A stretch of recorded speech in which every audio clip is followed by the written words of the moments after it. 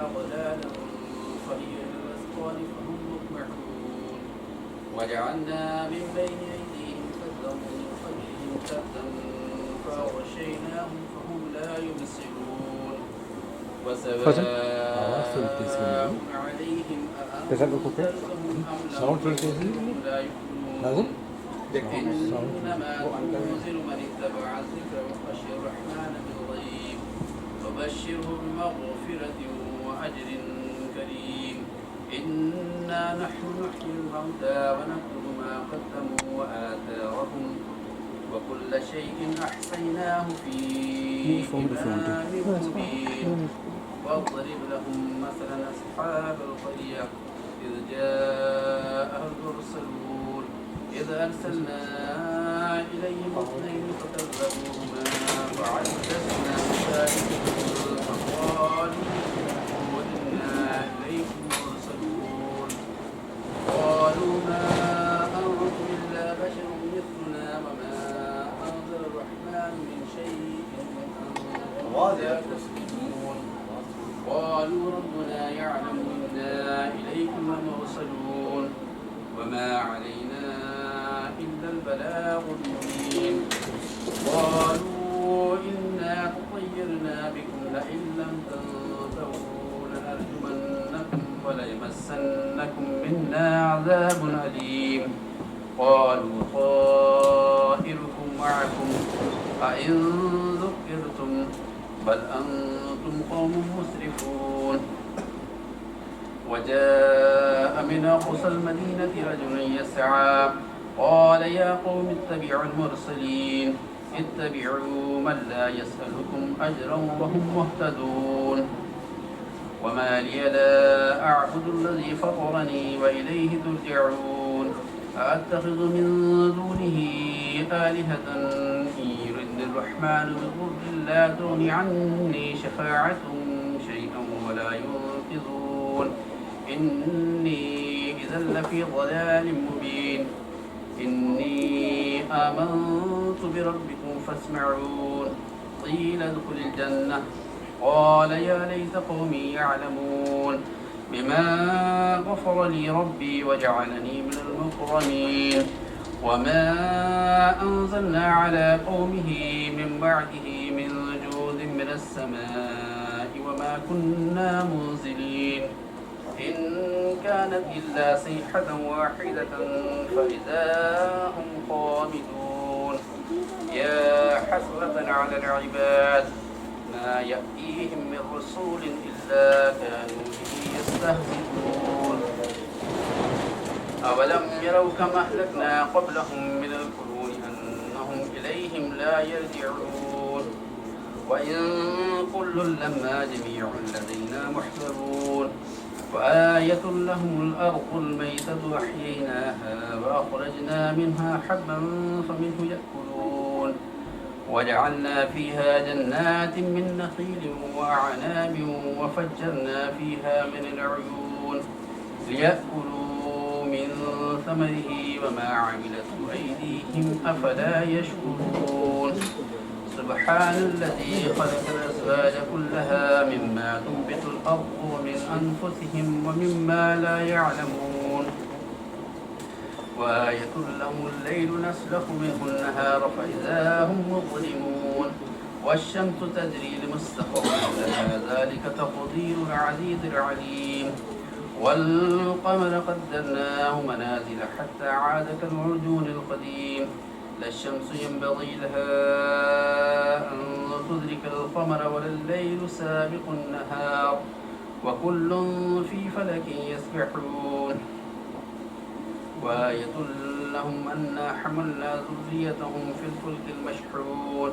وخلقنا لهم من مثله ما يركبون وإن نشأ نغرقهم فلا صريخ لهم ولا هم ينقذون إلا رحمة منا ومتاعا إلى حين وإذا قيل لهم اتقوا ما بين أيديكم وما خلفكم لعلكم ترحمون وما تأتيهم من آية من آيات ربهم إلا كانوا عنها معرضين وإذا قيل لهم أنفقوا مما رزقكم الله قال الذين كفروا للذين آمنوا أنطعم من لو يشاء الله أطعمه إن أنتم إلا في ضلال مبين ويقولون متى هذا الوعد إن كنتم صادقين ما ينظرون إلا صيحة واحدة تأخذهم وهم يخصمون فلا يستطيعون توصية ولا إلى أهلهم يرجعون ونفخ في الصور فإذا هم من الأجداث إلى ربهم ينسلون قالوا يا ويلنا من بعثنا من مرقدنا هذا ما وعد الرحمن وصدق المرسلون إن كانت إلا صيحة واحدة فإذا هم جميع لدينا محضرون فاليوم لا تظلم نفس شيئا ولا تجزون إلا ما كنتم تعملون إن أصحاب الجنة اليوم في شغل فاكهون هم وأزواجهم في ظلال على الأرائك متكئون لهم فيها فاكهة ولهم ما يدعون سلام قولا من رب رحيم وامتازوا اليوم أيها المجرمون ألم أعهد إليكم يا بني آدم أن لا تعبدوا الشيطان إنه لكم عدو مبين وأن اعبدوني هذا صراط مستقيم ولقد أضل منكم جبلا كثيرا أفلم تكونوا تعقلون هذه جهنم التي كنتم توعدون اصلوها اليوم بما كنتم تكفرون اليوم نختم على أفواههم وتكلمنا أيديهم وتشهد أرجلهم بما كانوا يكسبون ولو نشاء لطمسنا على أعينهم فاستبقوا الصراط فأنى يبصرون ولو نشاء لمسخناهم على مكانتهم فما استطاعوا مضيا ولا يرجعون ومن نعمره ننكسه في الخلق أفلا يعقلون وما علمناه الشعر وما ينبغي له إن هو إلا ذكر وقرآن مبين لينذر من كان حيا ويحق القول على الكافرين أولم يروا أنا خلقنا لهم مما عملت أيدينا أنعاما فهم لها مالكون وذللناها لهم فمنها ركوبهم ومنها يأكلون ولهم فيها منافع ومشارب أفلا يشكرون واتخذوا من دون الله آلهة لعلهم ينصرون لا يستطيعون نصرهم وهم لهم موجود محذرون فلا يحزنك قولهم إنا نعلم ما يسرون وما يعلنون أولم ير الإنسان أنا خلقناه من نطفة فإذا هو خصيم مبين وضرب لنا مثلا ونسي خلقه قال من يحيي العظام وهي رميم قل يحييها الذي أنشأها أول مرة وهو بكل خلق عليم الذي جعل لكم من الشجر الأخضر نارا فإذا أنتم منه توقدون أوليس الذي خلق السماوات والأرض بقادر على أن يخلق مثلهم بلى وهو الخلاق العليم إنما أمره إذا أراد شيئا أن يقول له كن فيكون فسبحان الذي بيده ملكوت كل شيء وإليه ترجعون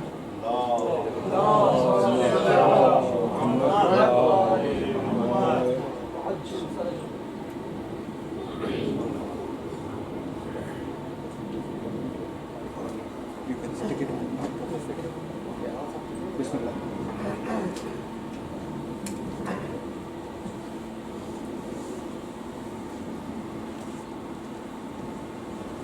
رحم الله من قرأ الفاتحة.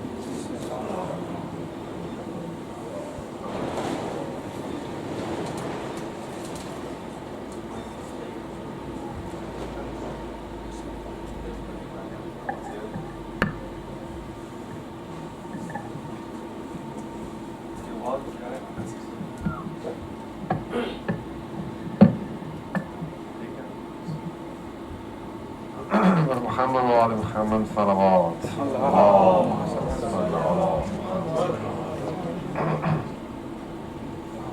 بسم الله الرحمن الرحيم عن جابر بن عبد الله الأنصاري عن فاطمة الزهراء عليها السلام بنت رسول الله صلى الله عليه وآله وسلم قال سمعت فاطمة عليه السلام أنها قالت دخل علي أبي رسول الله صلى الله عليه وآله في بعض الأيام فقال السلام عليك يا فاطمة عليه السلام فقلت عليك السلام قال إني أجد في بدني ضعفا فقلت له أعيذك بالله يا أبتاه من الضعف فقال يا فاطمة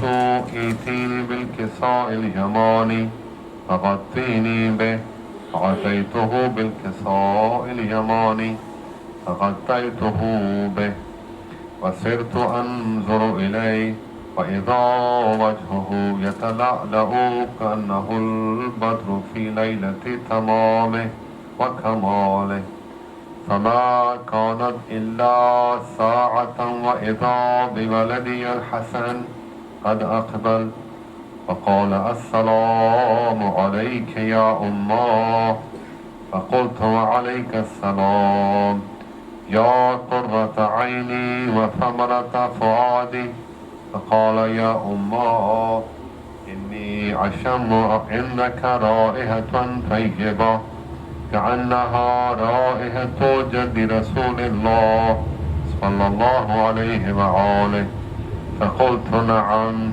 إن جدك تحت الكساء فأقبل الحسن نحو الكساء فقال السلام عليك يا جدا يا رسول الله أتعذن لي أن أدخل معك تحت الكساء قال وعليك السلام يا ولدي ويا صاحب حوضي قد أذنت لك فدخل معه تحت الكساء فما كانت إلا ساعة وإذا بولدي الحسين قد أقبل فقال السلام عليك يا أماه فقلت وعليك السلام يا ولدي ويا قرة عيني وثمرة فؤادي فقال لي يا أماه إني أشم عندك رائحة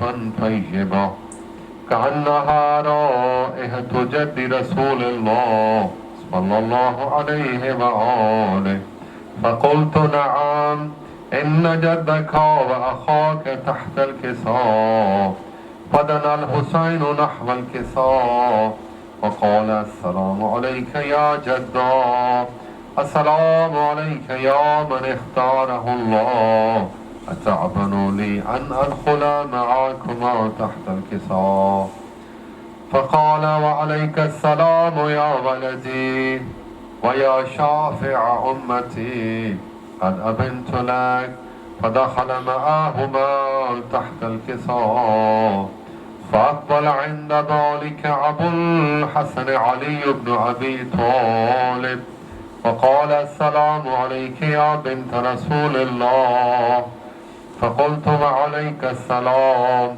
يا أبا الحسن ويا أمير المؤمنين فقال يا فاطمة إني أشم عندك رائحة طيبة كأنها رائحة أخي وابن عم رسول الله صلى الله عليه وآله فقلت نعم ها هو مع ولديك تحت الكساء فأقبل علي نحو الكساء وقال السلام عليك يا رسول الله صلى الله عليه وآله أتأذن لي أن أكون معكما تحت الكساء؟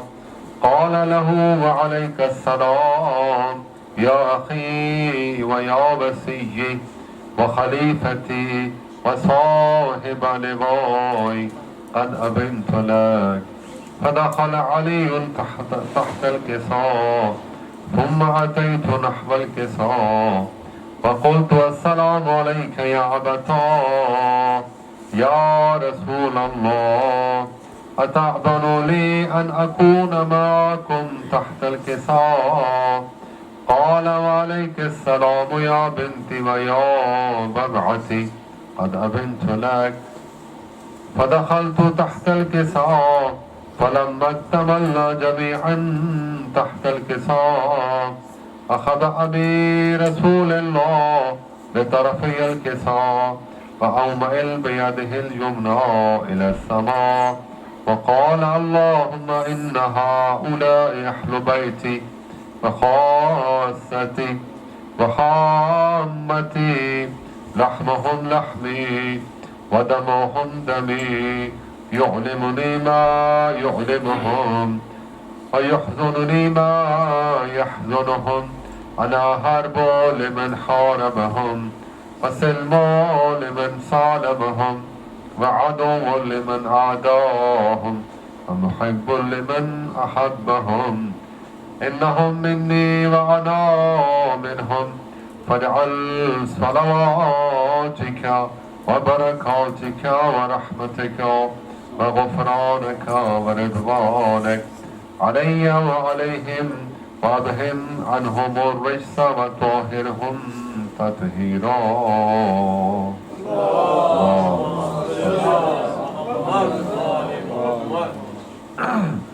فقال الله عز وجل يا ملائكتي ويا سكان السماوات، إني ما خلقت سماء مبنية ولا أرضا مدحية ولا قمرا منيرا ولا شمسا مضيئا ولا فلكا يدور ولا بحرا يجري ولا فلكا يسري إلا في محبة هؤلاء الخمسة الذين هم تحت الكساء.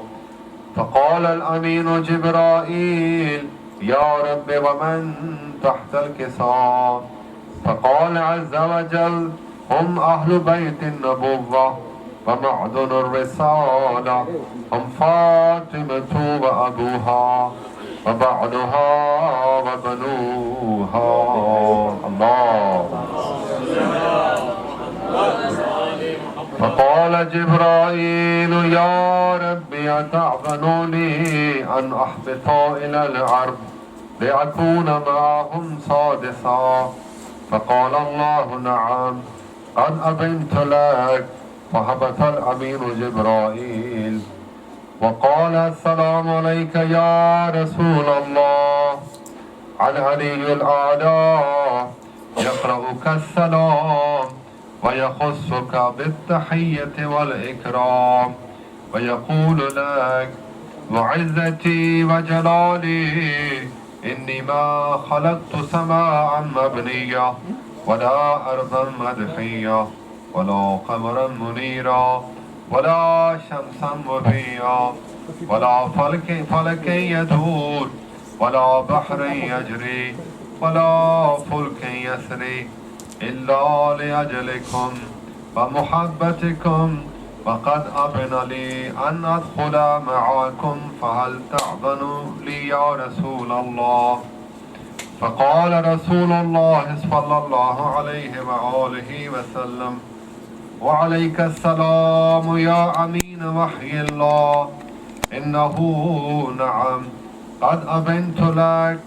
فدخل جبرائيل معنا تحت الكساء فقال لأبي إن الله قد أوحى إليكم يقول إنما يريد الله ليذهب عنكم الرجس أهل البيت ويطهركم تطهيرا. اللهم صل على محمد وآل محمد قال علي لأبي يا رسول الله أخبرني ما لجلوسنا هذا تحت الكساء من الفضل عند الله. فقال النبي صلى الله عليه وآله وسلم والذي بعثني بالحق نبيا واصطفاني بالرسالة نجيا ما ذكر خبرنا هذا في محفل من محافل أهل العرب وفيه جمع من شيعتنا ومحبينا إلا ونزلت عليهم الرحمة وحفت بهم الملائكة واستغفرت لهم إلى أن يتفرقوا. فقال علي عليه السلام إذا والله فزنا وفاز شيعتنا ورب الكعبة. الله.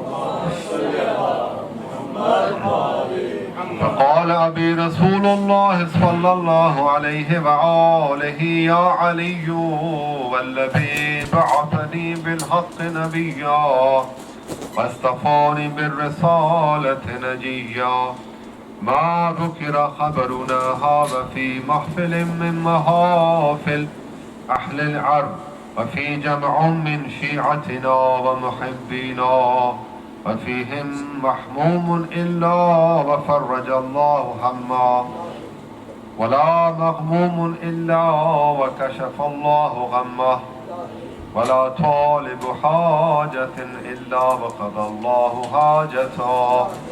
فقال علي عليه السلام إذن والله فزنا وسعدنا وكذلك شيعتنا فازوا وسعدوا في الدنيا والآخرة ورب الكعبة. اللهم صل على محمد وآل محمد. من كره الفاتحة. الحمد لله رب العالمين الرحمن الرحيم مالك يوم الدين إياك نستعين اهدنا الصراط المستقيم صراط الذين أنعمت عليهم غير المغضوب عليهم ولا الضالين. الله.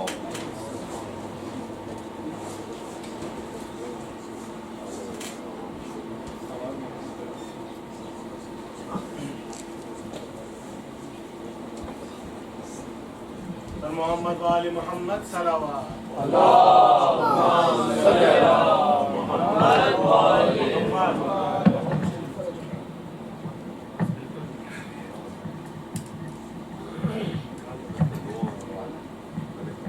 دیگر برانتر صلوات. اللهم صل على محمد وآل محمد. ناصر بھائی کا پڑھا ہوا کلام حکم دیا ہے ناظم بھائی نے. بارے دیگر سلوات ایک بار پھر مل کے دو.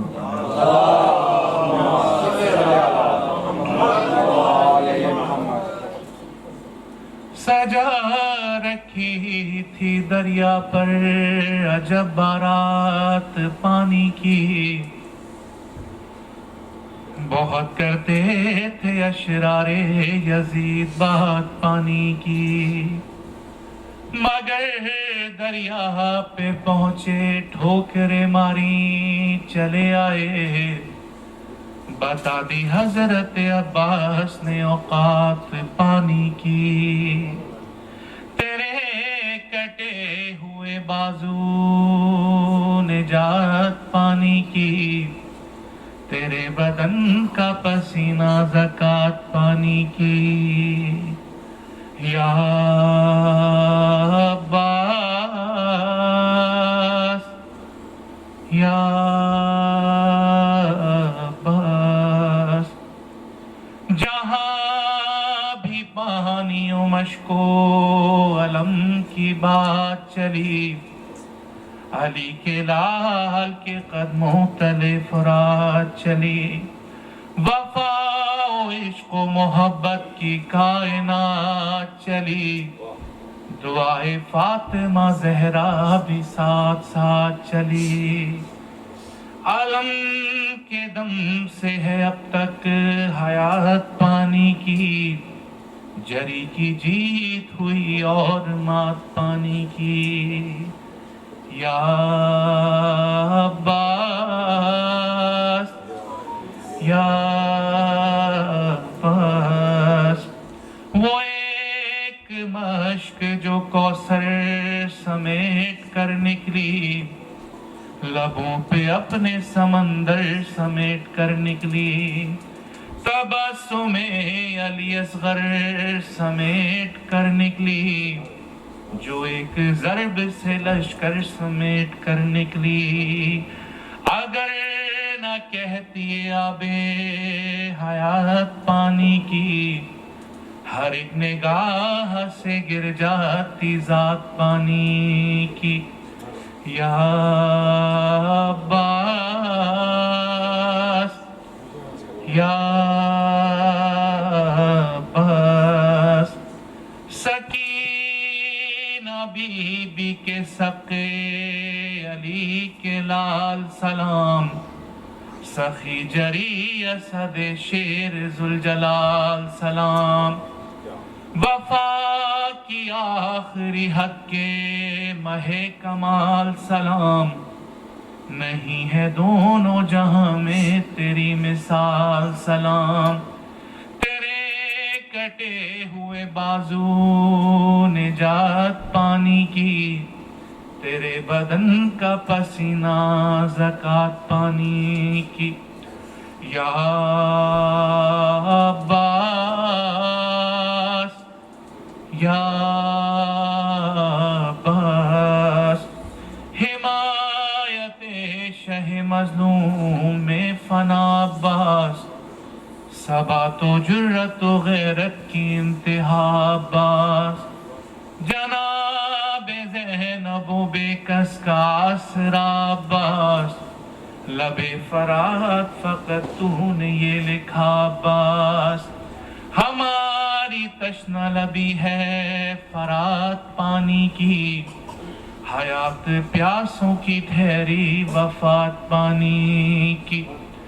یا عباس یا عباس، میری حیات کا سامان ناصر شبیر، بدلتا رہتا ہے جو کائنات کی تقدیر، فرات و مشک و علم جس کی حشر تک جاگیر، میں اور میری یہ تنظیم اس کے در کے فقیر، بہے گی چشم ازا سے فرات پانی کی، چلے گی مجلس و ماتم میں بات پانی کی۔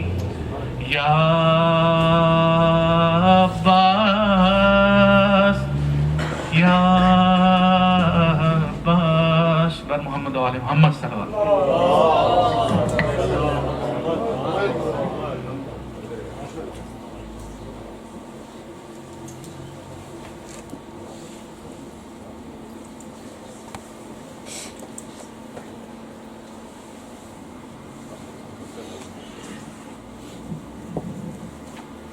برائے خوشنودی جناب سید آواز بلند علیہ السلام،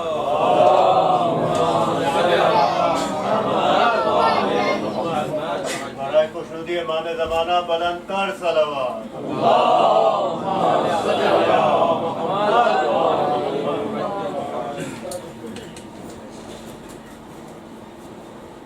مجھ کو دنیا میں کوئی شخص بھی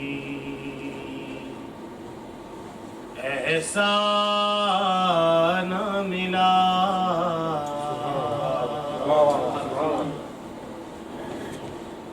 مجھ کو دنیا میں کوئی شخص بھی ایسا نہ ملا جو یہ کہہ سکتا ہو شبیر سے مانگا نہ ملا، مجھ کو دنیا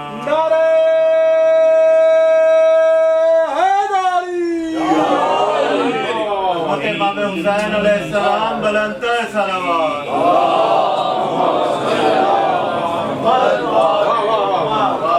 مجھ کو دنیا میں کوئی شخص بھی ایسا نہ ملا جو یہ کہہ سکتا ہو شبیر سے مانگا نہ ملا، مجھ کو دنیا میں ایک بار ان کی سخاوت کے مطابق مانگے، ایک بار ان کی سخاوت کے مطابق مانگے، ایسا مولا کو کوئی بالا نہ ملا، ایسا مولا کو کوئی مانگنے والا نہ ملا، اور شہن عاشور کی شب ایسے بجھایا تھا چراغ،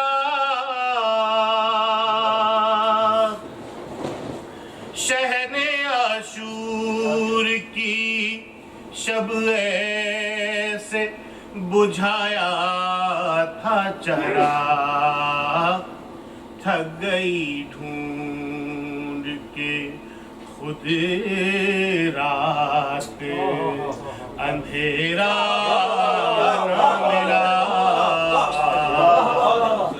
تھک گئی ڈھونڈ کے خود رات، اندھیرا نہ ملا،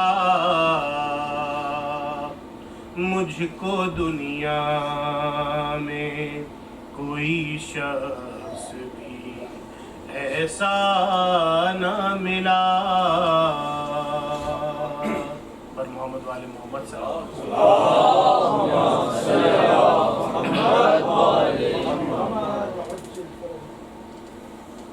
برائے خوشبو دیے جناب سیدہ بآواز بلند نعرہ صلوات، اللہم صلی علی محمد وآلِ محمد۔ تعبیر حکم ایک کلام کی چند اشعار۔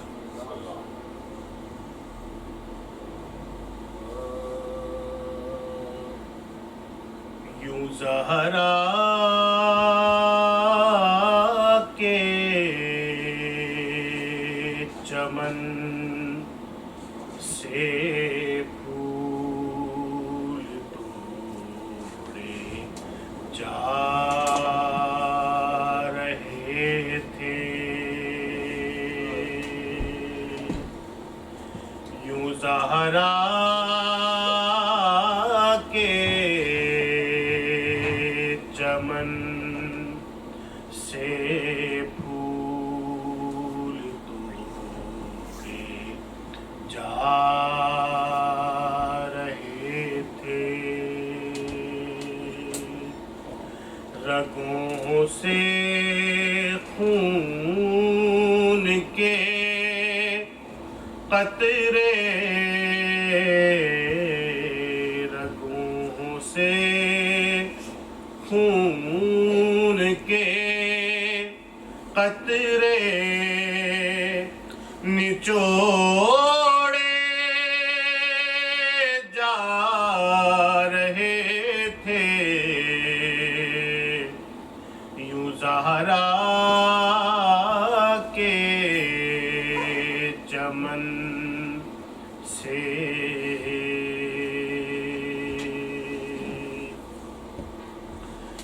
بکھرتا جا رہا تھا لاشے قاسم وہاں تک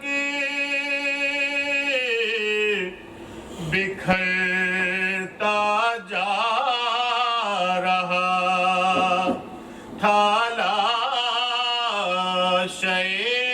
قاسم وہاں تک جہاں تک ظالموں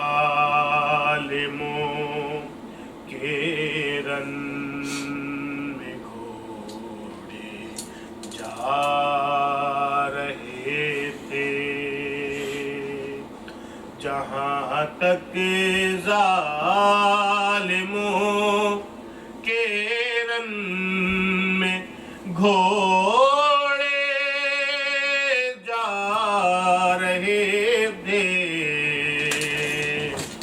یوں زہرا کے چمن سے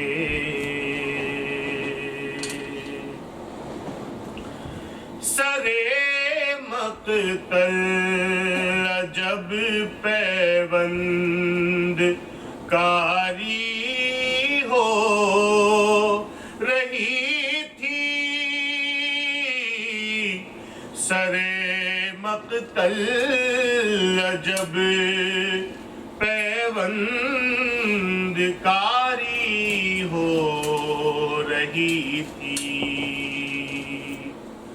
بدن کے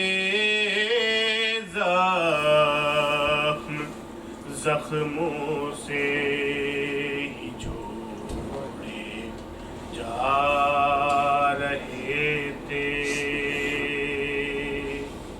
بدن کے زخموں سے ہی جوڑے جا رہے تھے، یوں زہرا کے چمن سے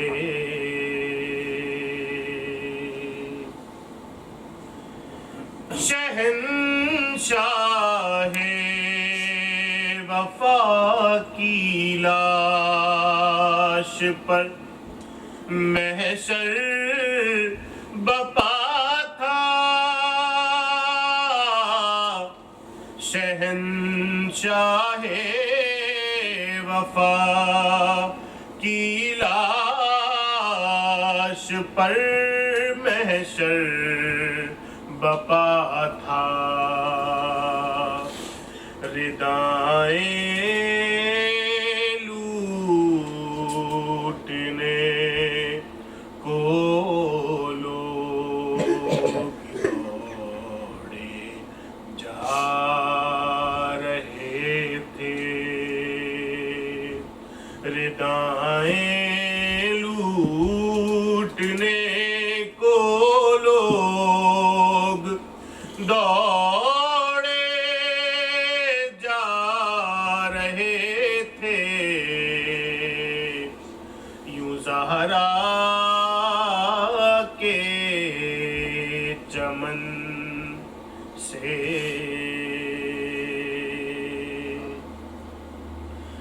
انہیں دربار میں زینب کو لے جانا تھا جلدی، انہیں دربار میں زینب کو لے جانا تھا جلدی، وہ راستے میں گرے بچوں کو چھوڑے جا رہے تھے، وہ راستے میں گرے بچوں کو چھوڑے جا رہے تھے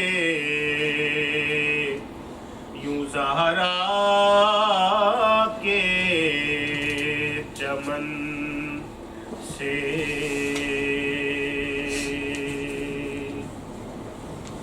نہیں من کے دلوں کی حالتیں کیسے بیاں ہوں نہیں من کے دلوں کی حالتیں کیسے بیاں ہوں جو آئے تھے زیادہ اور تھوڑے جا رہے تھے جو آئے تھے زیادہ اور تھوڑے جا رہے تھے یوں زہرا کے چمن سے پھول توڑے جا رہے تھے پر محمد صلی اللہ علیہ وسلم آپ لوگوں سے دعائش کروں اگر تھوڑا تھوڑا بات بھیجتے میں آپ لوگ آگے آ جائیں اللہم صلی علی محمد وآل محمد.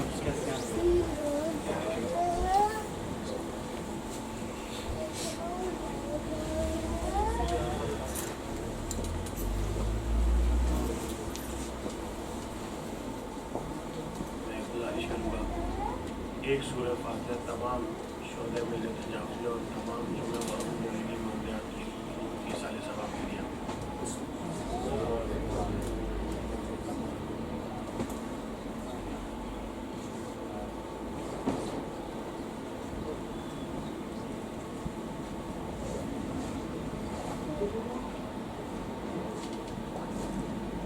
پر محمد والے محمد صلوات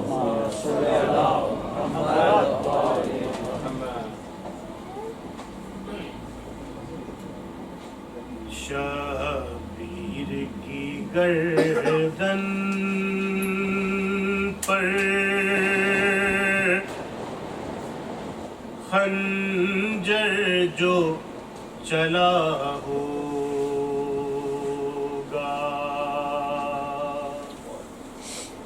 شبیر کی گردن پر خنجر جو چلا ہوگا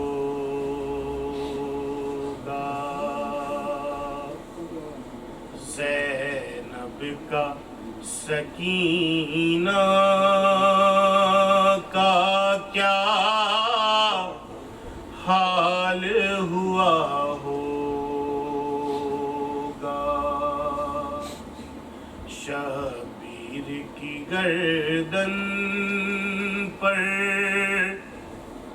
خنجر جو چلا ہوگا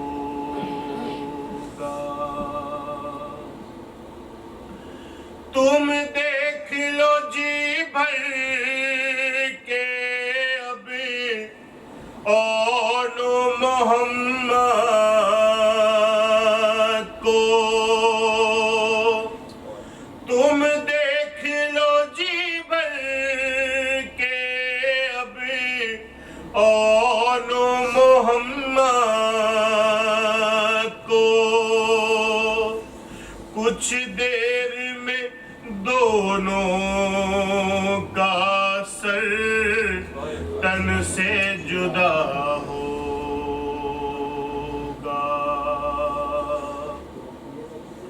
اور تڑپی تو بہت ہوں گی زینب نب در خیمہ پر تڑپی تو بہت ہوگی زینب در خیمہ پر عباس کا پرچم جب دریا پہ گرا ہوگا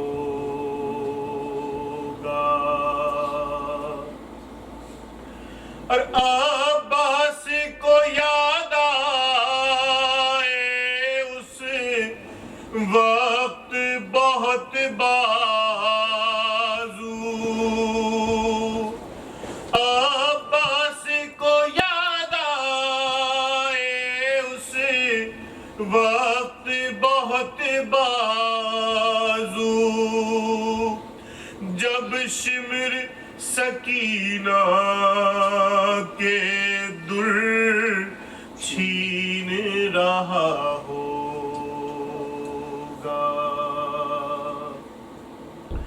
ریحان دکھایا ہے دل جس نے بھی زہرا کا ریحان دکھایا ہے دل جس نے بھی زہرا کا سوچو تو قیامت میں ان لوگوں کا کیا ہوگا شبیر کی گردن پر خنجر جو چلا ہوگا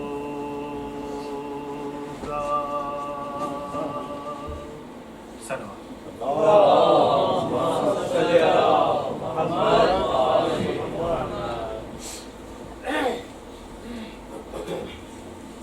محمد و آل محمد صلوات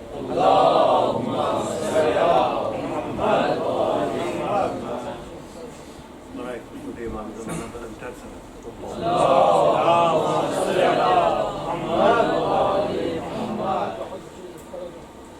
بہت مشکل ہوتا ہے صاحب کی منزل سے واپس خدا کی طرف جا اس وقت پہیے کو الٹا گھمانا ہے مگر تعویل حکم میں کیا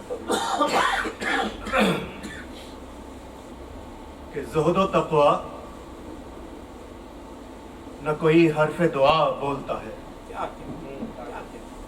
زہد و تقوی نہ کوئی حرف دعا بولتا ہے اس کے دربار میں بس لفظ ولا بولتا ہے اس کے دربار میں بس لفظ ولا بولتا ہے اور آب و گل گوند کے آدم کو بنایا کس نے آب و گل گوند کے آدم کو بنایا کس نے کس کی مٹھی میں وہ پیکر ہے گدھا بولتا ہے کس کی مٹھی میں وہ پیکر ہے گدھا بولتا ہے اور نوح نے نام لیا کس کا کہ کشتی ٹھہرے نوح نے نام لیا کس کا کہ کشتی ٹھہرے اسم سے کس کے وہ طوفان تھما بولتا ہے اسم سے کس کے وہ طوفان تھما بولتا ہے ہاشمی لہجے میں کس نے کیا موسیٰ سے کلام ہاشمی لہجے میں کس نے کیا موسیٰ سے کلام تور بھی کس کی تجلی سے جلا بولتا ہے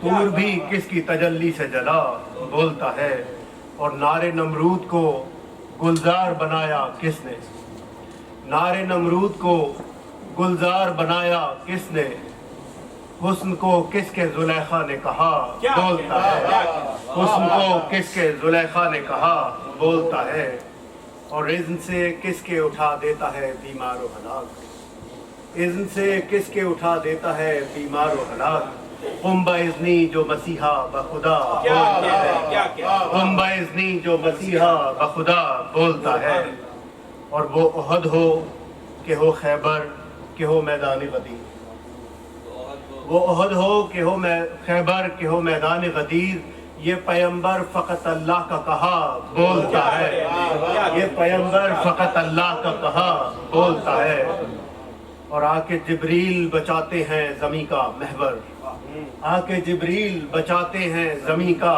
محور جب بھی شمشیر بکف دست خدا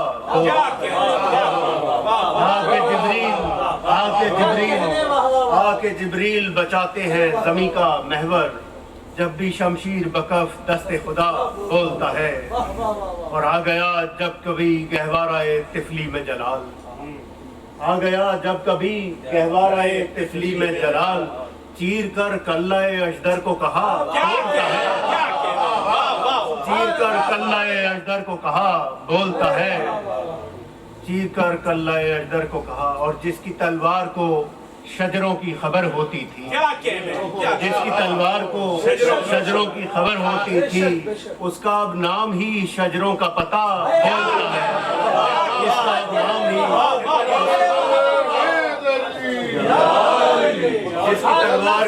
جس کی تلوار کو شجروں کی خبر ہوتی تھی، اس کا اب نام ہی شجروں کا پتہ بولتا ہے. اور پردہ عشق کے اس پار نبی ہیں خاموش، پردہ عشق کے اس پار نبی ہیں خاموش، اور اس پار سنا ہے کہ خدا بولتا ہے، اور اس پار سنا ہے کہ خدا بولتا ہے. نہ کوئی جسم ہے اس کا، نہ کوئی صوت و صدا، نہ کوئی جسم ہے اس کا، نہ کوئی صوت و صدا. پھر بتاؤ کہ وہ کوئی وہ کون ہے کیا بولتا ہے، پھر بتاؤ کوئی وہ کون ہے کیا بولتا ہے. ایک شناسا سا کوئی ہاتھ نظر آتا ہے، ایک شناسا سا کوئی ہاتھ نظر آتا ہے، ایک مانوس سے لہجے میں خدا، ایک شناسا سا کوئی ہاتھ نظر آتا ہے، ایک مانوس سے لہجے میں خدا بولتا ہے. اور نور ہی نور اگر ایک ردا میں سمٹے، نور ہی نور اگر ایک ردا میں سمٹے، احتراماً اسے اللہ کسا بولتا ہے، احتراماً اسے اللہ کسا بولتا ہے. اور اپنی عصمت کی گواہی میں یہ پاکیزہ لہو، اپنی عصمت کی گواہی میں یہ پاکیزہ لہو، جب بھی شبیر کے ماتم میں بہا بولتا ہے، جب بھی شبیر کے ماتم میں بہا بولتا ہے، جب بھی شبیر کے ماتم میں بہا بولتا ہے.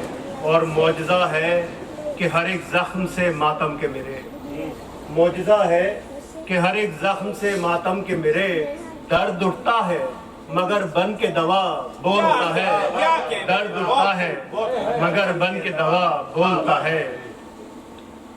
اور جن کے اجداد لٹیرے تھے گلی کوچوں کے، جن کے اجداد لٹیرے تھے گلی کوچوں کے، آج کافر ہمیں وہ رہنما بولتا ہے. اور کل تلک پھرتے تھے مکے کی گلی میں رسوا، کل تلک پھرتے تھے مکے کی گلی میں رسوا، اب صحابی جنہیں ہر بھٹکا ہوا بولتا ہے، اب صحابی جنہیں ہر بھٹکا ہوا بولتا ہے. اور ذرہ خاک شفا قطرہ دریائے فرات، ذرہ خاک شفا قطرہ دریائے فرات، جس کو عباس کے ہاتھوں نے چھوا بولتا ہے، جس کو عباس کے ہاتھوں نے چھوا بولتا ہے، جس کو عباس کے ہاتھوں نے چھوا بولتا ہے.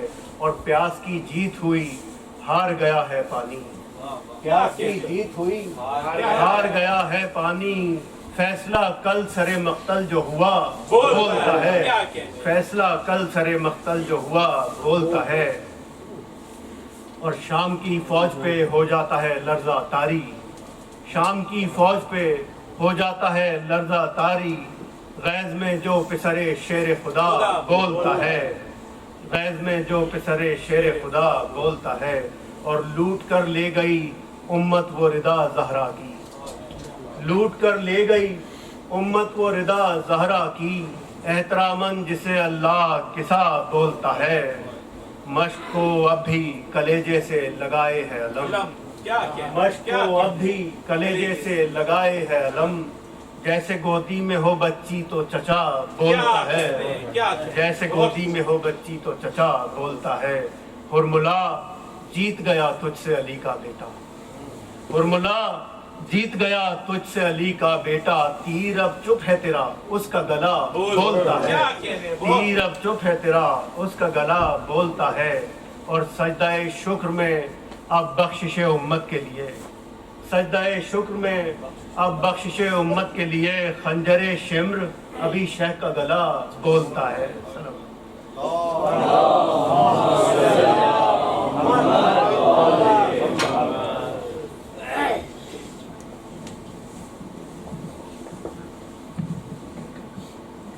نعرہ صلوات۔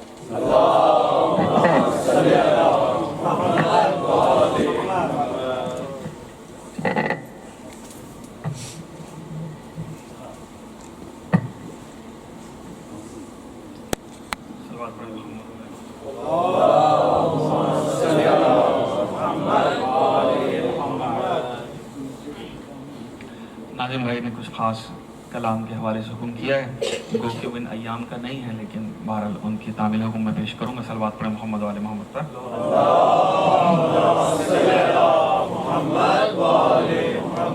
قبلہ و کعبہ مولانا صاحب بھی تشریف فرمائیں، بس ایک قطع اور سلام کے چند اشعار، اور اس کے بعد انشاءاللہ وہ کلام جس کا حکم ملا ہے بطور مرثیہ پیش کروں گا۔ صلوات پڑھیں محمد و آل محمد۔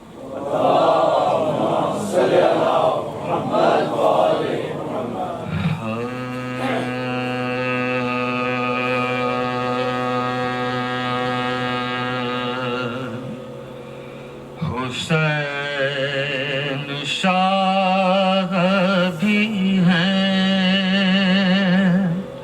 اور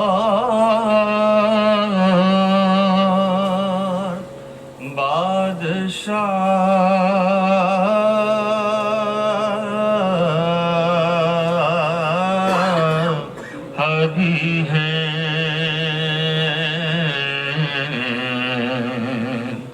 حسین شاہ بھی ہیں اور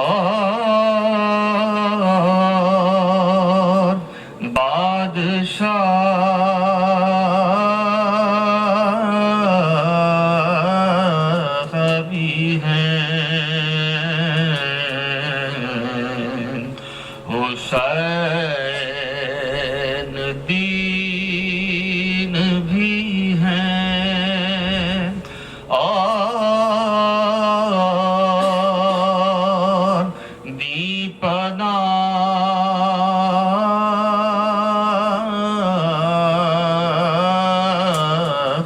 بھی ہیں، نہ کہ یزید کی بیعت کچا دیا سر کو،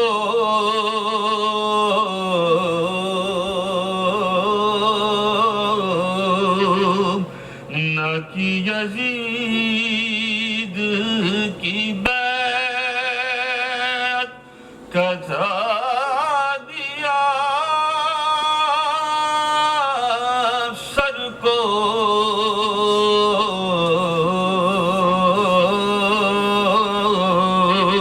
اسی بنا پات بنیاد لا الہ بھی ہیں، حسین شاہ بھی ہیں۔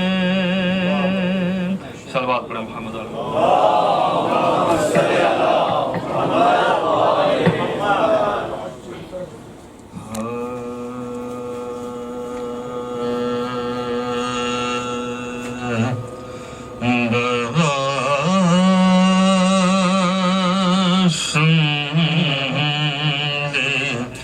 زمانہ حسین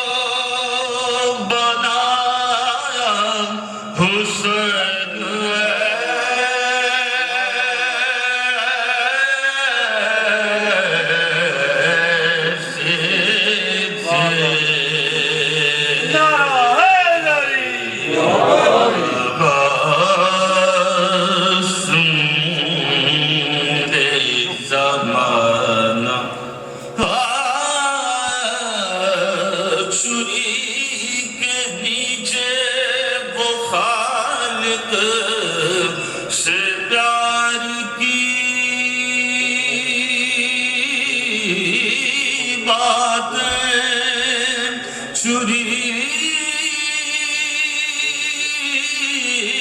کے نیچے وہ خالق سے پیار کی باتیں اجل کو ہو گیا سکتا حسین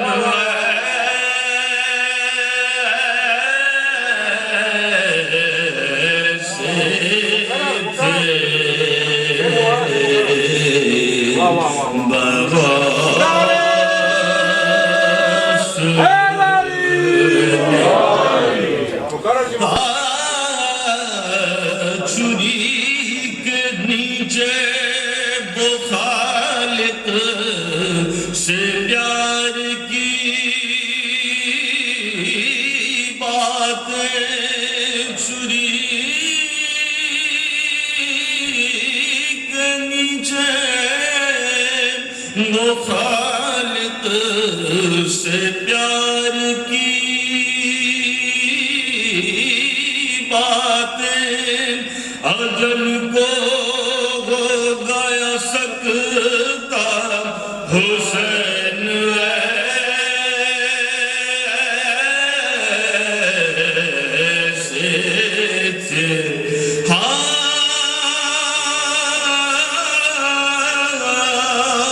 مخالفت با زمانہ کا اس طرف لیکن وہی کیا جو کہا تھا حسین ایسے تھے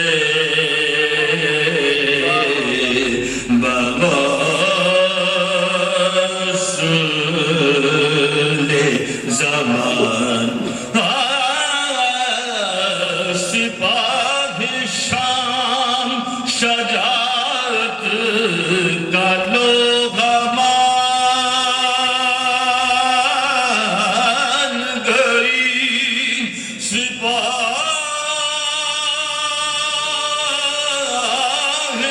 شام شجاعت کا لوگا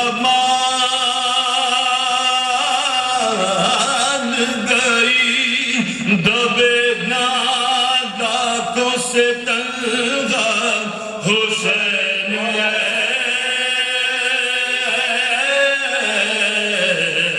ایسے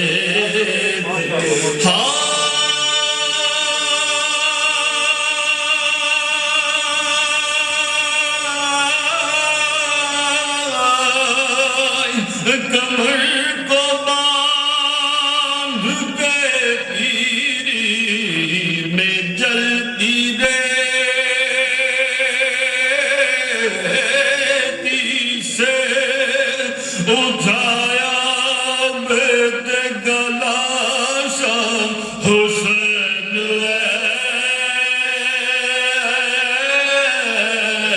ایسے تھے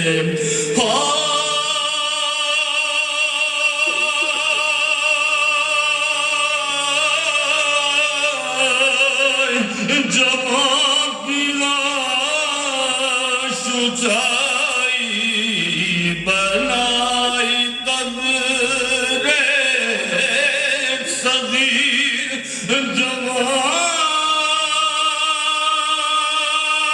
جوان کی لاش اٹھائی بنائی قبر صغیر کہیں بھی عذب نہ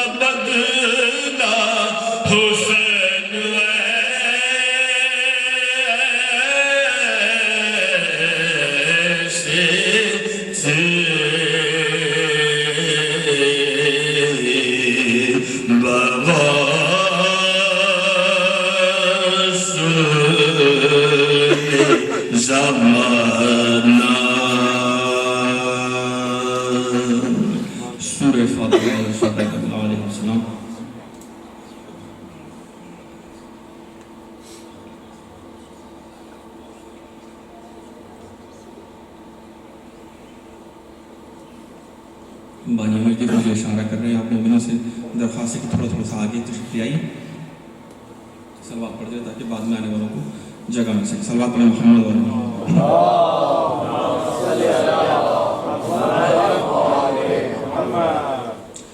ناظم بھائی کے تعمیل حکم میں مرثیے کی 4 بنا. سلوات پڑھیں محمد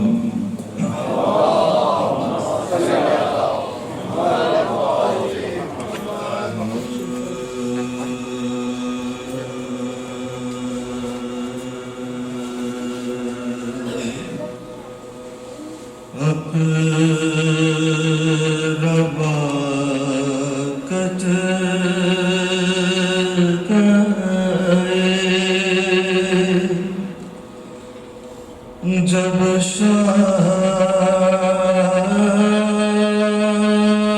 کے باری باری اقرباکت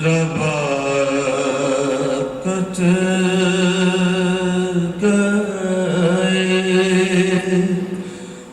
جب شاہ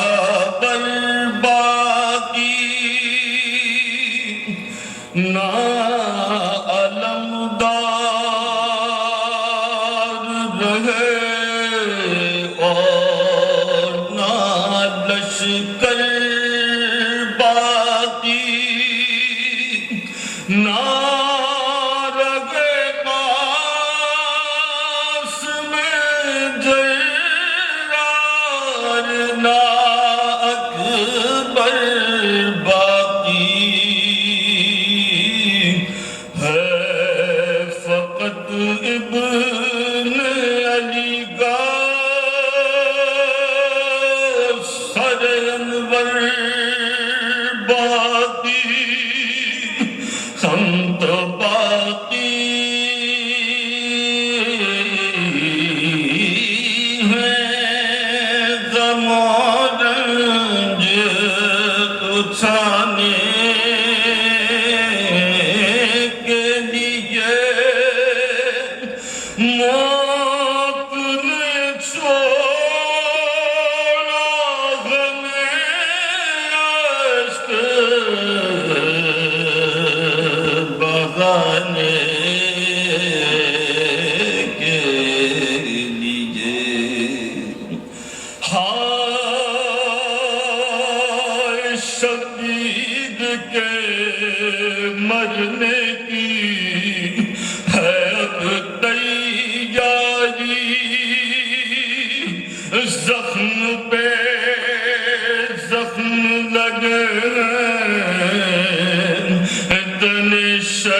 برکاری بھوک میں پیاس میں دش آتے ہیں سو سو باری بیچ میں ابن علی گرد کھڑے ہیں ناری اپنی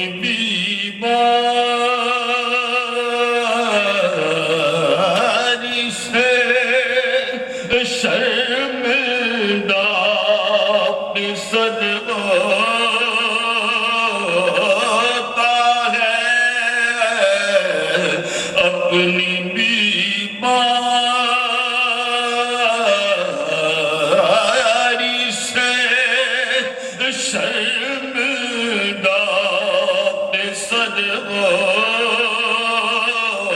ہوتا ہے اور قتل اب سامنے بیچ کے بدد ہوتا ہے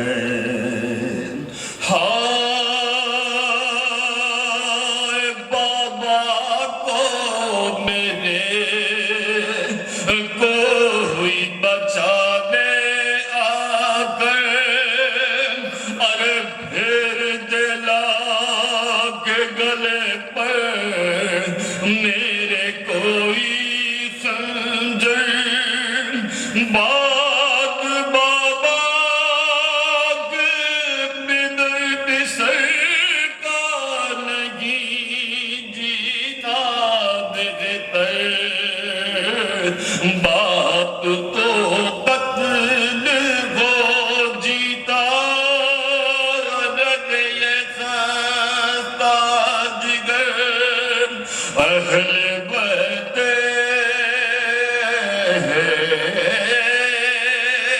نبوی پر یہ جفائیں ہوں گی بلوائے عام میں سر پر ردائیں ہوں گی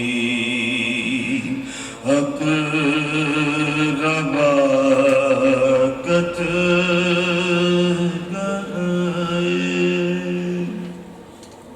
صلوات علی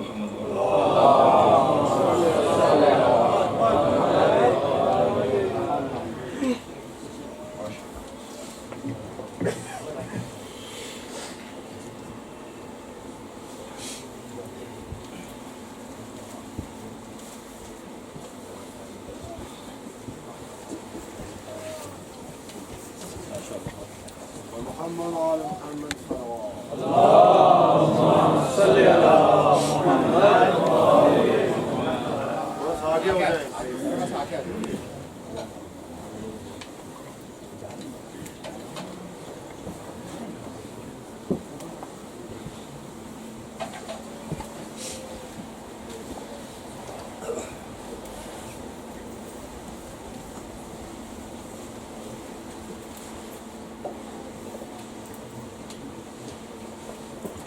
نعرہ تکبیر نعرہ تکبیر نعرہ رسالت نعرہ رسالت نعرہ حیدری نعرہ حیدری حسینیت یزیدیت محمد آل محمد بلند تر صلوات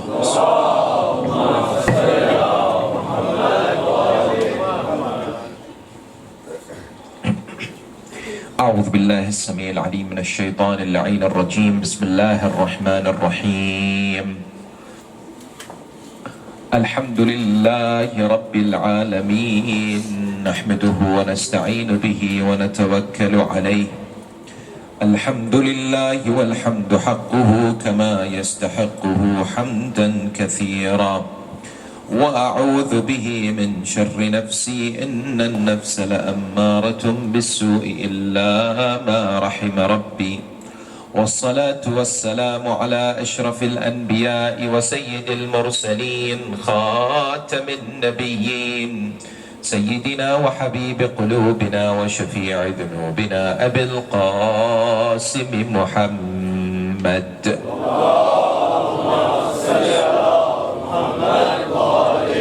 وعلى أهل بيته الطيبين الطاهرين المعصومين المطهرين المكرمين الذين أذهب الله عنهم الرجس وطهرهم تطهيرا.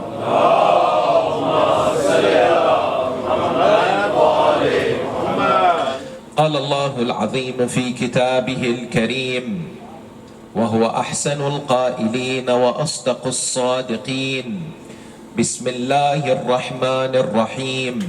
يا أيها الذين آمنوا اتقوا الله ولتنظر نفس ما قدمت لغد واتقوا الله إن الله خبير بما تعملون.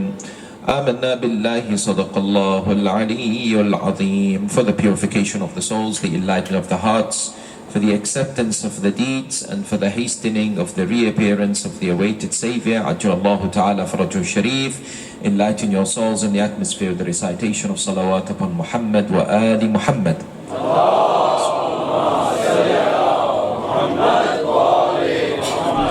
Respected elders, sisters and brothers in Islam, Salamun Alaikum wa Rahmatullahi Ta'ala wa Barakatuh. Throughout the history of mankind, an activity or a behavioral trait that each and every individual perhaps would have conducted throughout their lives is traveling. You and I travel sometimes on a daily basis. It's difficult to see people getting about their daily lives without taking a particular journey. A journey that may be a few steps away or several miles ahead. A journey that may involve a certain vehicle or a medium. But indeed, transport and traveling is something that you and I are accustomed to throughout our lives. It's very difficult to detach this behavior from our existence. But what is certain is that sometimes when we travel somewhere which is unknown to us, there is a need to understand that place and somehow prepare for that journey. And the idea that most of us, when we go on holidays or vacation, we have an idea as to the location that we are about to visit, the background behind it, whether it's worth visiting, what do we need to have in order for us to have a good time, in order for us to enjoy our presence there, or for actual fact not to be in a difficult position when we are there. Many a times when we go to a place, we ensure that we have the right means of transportation, whether that is, for example, a flight or a ticket that we buy, whether it's a bag or luggage that we prepare, whether it's to ensure that we have, for example, a passport or a visa to enable us to enter a particular country. Sometimes certain people carry certain currencies that they require in order for them to get by as soon as they land or as soon as they enter that particular area or country that they wish to travel. In many occasions, people go and research online. There are websites out there today that give you ratings, that gives you some kind of an introduction as to the hotels or places to see and sites to visit. Preparation is of the utmost importance. When you and I consider these journeys, we begin to prioritize which are more important than the other. There is no doubt that there is one journey that supersedes all. And there is one journey of no return that is the utmost of importance as far as journeys. This journey is the journey of Akhirah. And like how you and I normally conduct research for the journey that we undertake in our lives, there is a requirement for us to have a preparation for the journey of Akhirah. Because the journey of Akhirah is universal. There is no human being can escape this inevitable journey, no doubt. Some people ask, if I have to prepare a flight ticket and purchase one for going to another country, what is the flight to Akhirah? How do I get that prepared? Well, of course, Allah subhanahu wa ta'ala has already sorted that out for us. There is no need to go and conduct some kind of an investigation on how to get that particular journey instigated. Allah tabaraka wa ta'ala will make sure that happens at the time of His selection, at the time of His choosing. Question, what about the luggage? Do I need to take something with me to Akhirah? What kind of materialistic possessions do I need to possess? Clothing, wealth, for example. Is that something that I could take? No. What I take with me as far as physical objects is concerned is only the shroud, only the kafan. People ask, what about the passport? What do I need as far as the journey of Akhirah, as far as the passport is concerned? Of course, it depends where in Akhirah you wish to go. If you wish to go to Jannah, then the passport to Jannah is what? Is Iman and Amal Salih, belief and righteous deeds. If you wish to go to Jahannam, God forbid, what is the passport? It's a free passport. You don't need to do anything. In other words, individuals who wish to, unfortunately, get the chastisement, they don't have to do anything to gain that particular passport. Question arises though, does the passport in itself enable us to enter paradise or not? Because here, no doubt, Iman is necessary. Amal salih, righteous deeds, is a requirement. This is our passport to Akhirah. But many would argue that there is what? A need to have a visa in the passport. Jannah is not something that everybody will be able to enter. People will, of course, have this inquisitive nature and ask, what is the visa that we need stamped in our passport in order to attain God's bliss, God's tranquility, God's eternal reward and blessings that has been promised to so many mankind? The school of Ahl al-Bayt comes forward and says that the believer who emerges with Iman and Amal Salih is on the right track. Yet the Quran comes forward and says, Ya ayyuhalladhina amanu, aminu. O you who believe, believe. I ask you, if somebody has belief, why should they be then asked to believe? If somebody is already considered a believer, yes, somebody who is already considered to have Iman, why does Allah subhanahu wa ta'ala comes forward and says, Ya ayyuhalladhina amanu, aminu. Oh, you believe? Make sure you have Iman. That particular Iman is what? That Iman is absolutely necessary for the Iman that already an individual has to be protected, to be preserved, to be what? To be entitled for reward. That Iman is necessary for the Iman that comes before it to be accepted. This special Iman is absolutely a prerequisite for that Iman to be rewarded. That special Iman is what happened on the 18th of Dhul Hijjah, in which Allah says, today I have perfected my religion and what? And have completed my favors. That special Iman is the wilayah of the Ahl al-Bayt, salawatullahi wa salamu alayhi ajma'in. That is why often the recognition and the invitation for our brothers and sisters, our mu'mineen brothers and sisters all around the world, including here in the United Kingdom, and that is this special Iman that we have been blessed to have. This wilayah of Ahl al-Bayt that we are somehow entrusted with should not be something that I am embarrassed to express, number one, and number two, hide in my identity. Because if Allah subhanahu wa ta'ala has honored me with the love and the following of Ali ibn Abi Talib, I should not be going out there and saying I am not going to cause division between Muslims. I will not call myself Shia and Sunni because I am going to call myself Muslim. I am hiding my true Aqidah. I should be strong enough to go forward and say that my Iman is an Iman that will give me the strength to say I am a Muslim who is the follower of Ali ibn Abi Talib. Therefore, I am proud to be called a Shi'i. That is why I remember in City University last year, or perhaps the year before, I had an event which was regarding misconceptions associated with Islam and Tashayyu. And one of the points that was discussed in this particular discussion was the identity of the believers, in the idea that the identity needs to emerge. My idea or suggestion to the believers and to all who are sitting in that particular academic institution that involves Muslims and non-Muslims is that people should not be afraid in the name of sectarianism and division that is being thrown out there to identify themselves in accordance with their beliefs and not to dilute it so that they can fit in generally.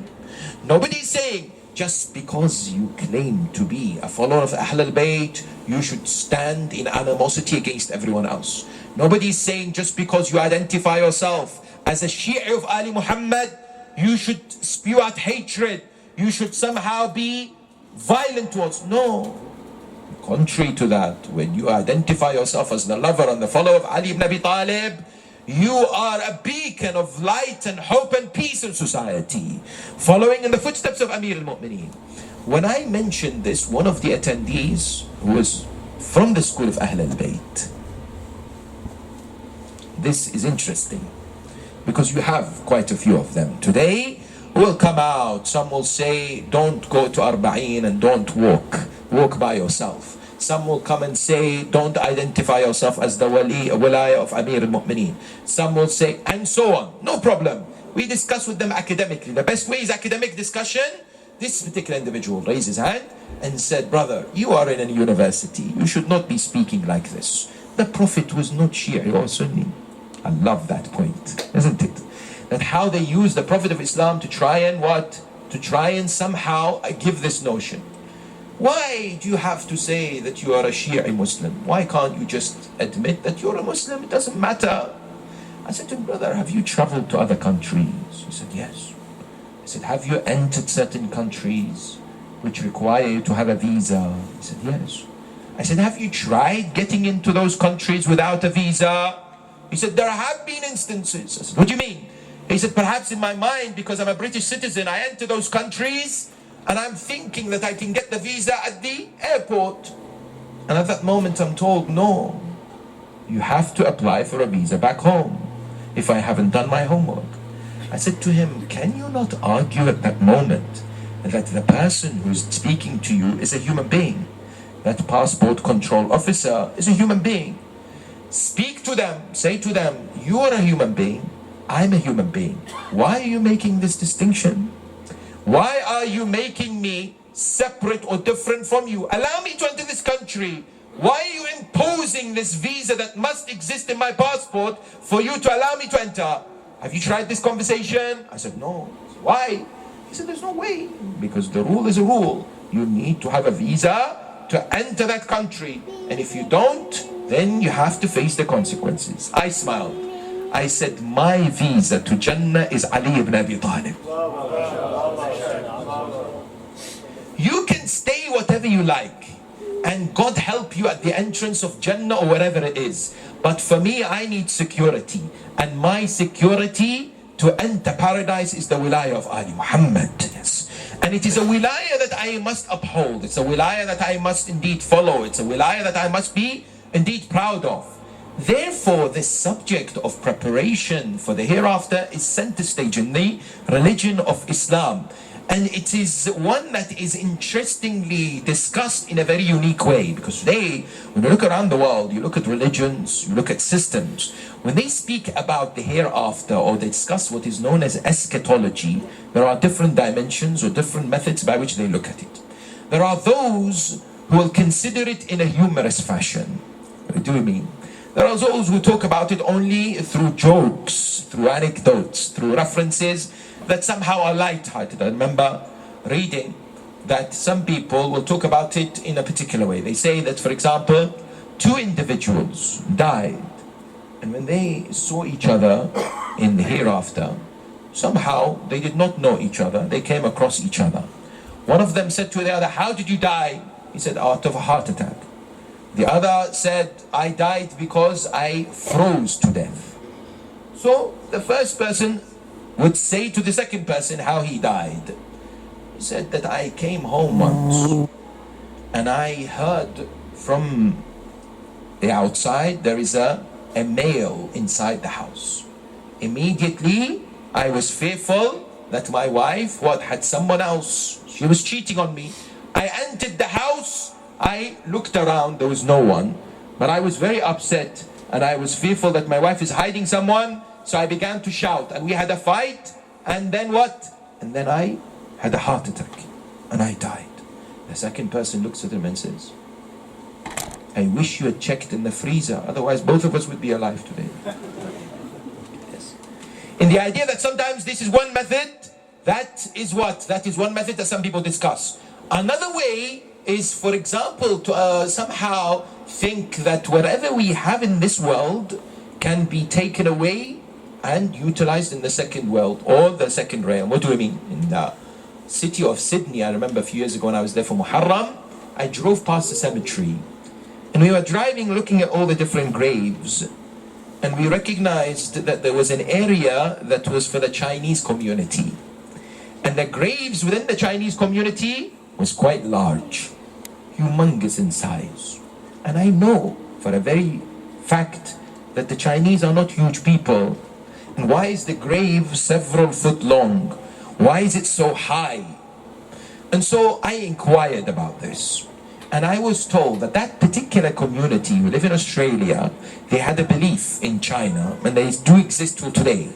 Their aqidah, their belief is, when you die, you take your wealth with you, because they will benefit from the money that they have in this world. So, amongst them there are those who are wealthy. When they die, they're buried with their wealth. And so the grave needs to be quite big to contain the boxes of money and jewelry that they have. But this posed a problem for the Chinese community or the Chinese government. Because imagine what happens when they're buried at night. People come forward and what? Open up the graves and steal the money and the jewelry. The Chinese government came to this denomination and said to them, we have the best solution for you to avoid, after you dying, people stealing your wealth. You want your wealth for the hereafter, don't you? So they said to them, what's your solution? They said, we have discovered a special currency that can be used for the hereafter. You give us this world currency and we give you that one. It's papers that they've produced and they're printed, used specially for the other life. And people bought this actually. People actually are convinced with this notion. I remember actually last year in America, in New Jersey, there is an amazing, you can find it in Wikipedia, I did not know, the mu'mineen there, we went on the day of Ashura to the cemetery.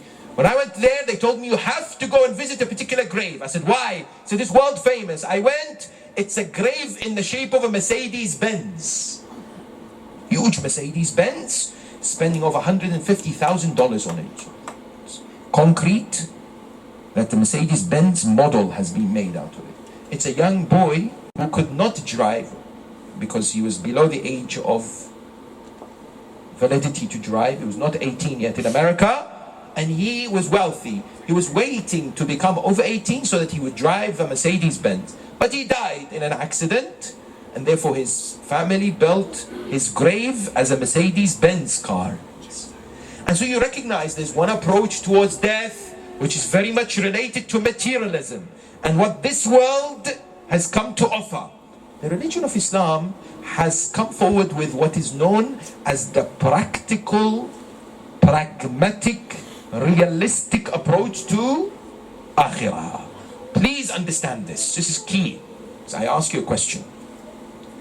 How many of the youth today here in the Western world, when they're gathering, when they're sitting together, discuss what happens after death? How many talk about the stages of akhirah as far as barzakh? How many discussions do you find in family gatherings today? Or, for example, when it comes to TV programs, Or, for example, when it comes to educational courses, that generally society is interested or intrigued to be empowered with knowledge of what faces them. Is there a human being today who is alive and a human being in past who denies death? No. There are two facts of life that are undeniable, whether you're a Muslim or a non-Muslim, whether you're a believer or not. There is birth and death. And two, that we do not have control over. Yet people are worried. People are afraid. People are scared. The subject is scary, no doubt. Because I was researching what is the most common fears in people. The second biggest fear in the minds of people in general is known as thanatophobia. What's thanatophobia? Fear of death. What's the number one? Fear of public speaking. Yes, fear of public speaking is considered by many people as worse than fear of death. But the realization that emerges today is, perhaps in our own circles, perhaps in our own communities, the discussion is not a discussion that is being held. Maybe because of lack of resources, maybe because of lack of interest, maybe because of impact of materialism. Yes, because we are told the love of dunya and the love of wealth darkens the heart and makes us forget the akhirah, makes us distant from the realization that you and I have to be prepared for a journey which is the most important in our lives. The religion of Islam comes forward and says that you should not be pessimistic, you should not be somehow despondent, but you should not ignore this reality altogether, and you should be an individual who is actively in a state of preparation, actively in the state of readiness. There are many majalis today who talk about important subject, and that is to be in preparation for the reappearance of the holy 12th Imam Sahib al-Asr wa Zaman Ajjal Allah Ta'ala. Isn't it? That this is of the utmost importance, but at the same time, as important is preparation for the inevitable journey, no doubt. Not something we can ignore. The religion comes forward and asks a pertinent question. Quran in chapter 59, verse number 18, Allah Ta'ala has one of those verses that should pose a question in our minds. Because many times when we read the Quran, there is a need to press the pause button. There is a need to somehow understand why the Quran is presenting a verse in a particular way. Certainly if it's something that can be understood through the translation, no doubt. And this is one objective of these majalis. These majalis are beloved to the Ahl al-Bayt. These majalis are tremendously important. These majalis should be encouraged and should be held. And may Allah subhanahu wa ta'ala bless all the mu'mineen and mu'minat who strive to continue to hold these majalis all across the world, all across different cities, all across different places. Because I tell you, for the last 3 years, I've been blessed to go to Las Vegas. And when I say this to people, they say, are you sure you're going for a good cause? I say, Sin City, you're going there? What is happening there? There is, alhamdulillah, community of the lovers of Ahl al-Bayt. They have majalis every weekend. Wallah, they have more majalis than many centers in the United Kingdom. Every weekend during Muharram and Safar, they have majalis. It's Friday, Saturday, Sunday. Every weekend in English. A community of what? 200. Tell me one center in the UK that has every single weekend throughout Muharram and Safar 3 nights or 4 nights majlis, and I rest my case. But there is hunger out there, much more than the United Kingdom. People are apathetic here. We've heard it all, we know it all. Attitude exists, yes? But the realization is, you find majalis across the world, and these are wonderful signs. We should encourage them and encourage our youth and our children to understand why these majalis are pertinent, why these majalis are recommended. What is the key that is pushing us to establish these majalis? The key is not only gaining knowledge. Please mark these words. Many a times you have people out there today, for a good reason, and sincerely saying that I wish to stay home and I will watch these majalis on live broadcast. They say that I will benefit. What's the difference between coming, sitting uncomfortably, having to find parking, congestion, heat, cold, all the different challenges, school next day, work next day. United game. Or another excuse. People will come forward and give all kinds of excuses that if I can watch it home, why should I turn up in the Majlis? There's so many crosses for turning up to the Majlis. And I tell you, in a digitalized world, don't think that in 10, 15, 20 years' time, our youth will not take that path more than now. Because I have confidence in our elders 100%. They will come, whether snow, rain, heat, they will be there in the Majlis. But will our youth be there or no? That's the question. And I can see why there are so many benefits for live broadcasts and things like this. But at the same time, it's a double-edged sword. That people today may misuse it. But perhaps for the local center and the people in the local city, it should be switched off and only given to certain individuals. And maybe people outside should have access to it, outside the city, who are in villages or places they don't have, for example, majalis. Or it should be scrapped altogether, and anyone who wants to watches it can watch it later on YouTube. These are important questions. I'm not saying that I have the answer, but they are important areas in order to establish these majalis. Now, the questions that should be posed in majalis are relevant to people's lives, and they should directly impact practically what people go through. Quran comes forward and says that I want you to think about this. Allah subhanahu wa ta'ala wants us to reflect. Ya ayyuhalladhina amanu ittaqullah. Many times in the Quran there is that invitation to exercise God consciousness. وَلْتَنْظُرْ نَفْسٌ مَا قَدَّمَتْ لِغَدْ. And let every soul examine and scrutinize, what have you offered for tomorrow? There are a number of questions that should emerge when you think about this verse. Why has Allah says, let every soul, not every human being? Because many a times the Quran addresses human beings. Many a times the Quran talks about bodies. But why should the soul reflect about what it has offered for tomorrow, not the human itself? Is there a difference? Because the journey of Akhirah is all about the soul. The journey of death and barzakh and the hereafter is all about the nafs. It is the nafs that makes this journey, not the body.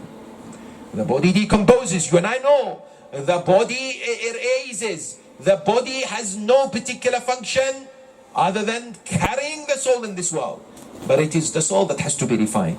It is the soul that has to be protected and looked after. Therefore the Quran addresses that very thing that we need to cherish and protect. وَلْتَنْظُرْ نَفْسٌ مَا قَدَّمَتْ لِغَدْ. What have you offered for Akhirah? The Quran says yes? No. The Quran doesn't say that. It says, what have you presented for your tomorrow? Why does the Quran use ghad, tomorrow? Because it wants us to shatter this myth that we are not necessarily going to be affected by it.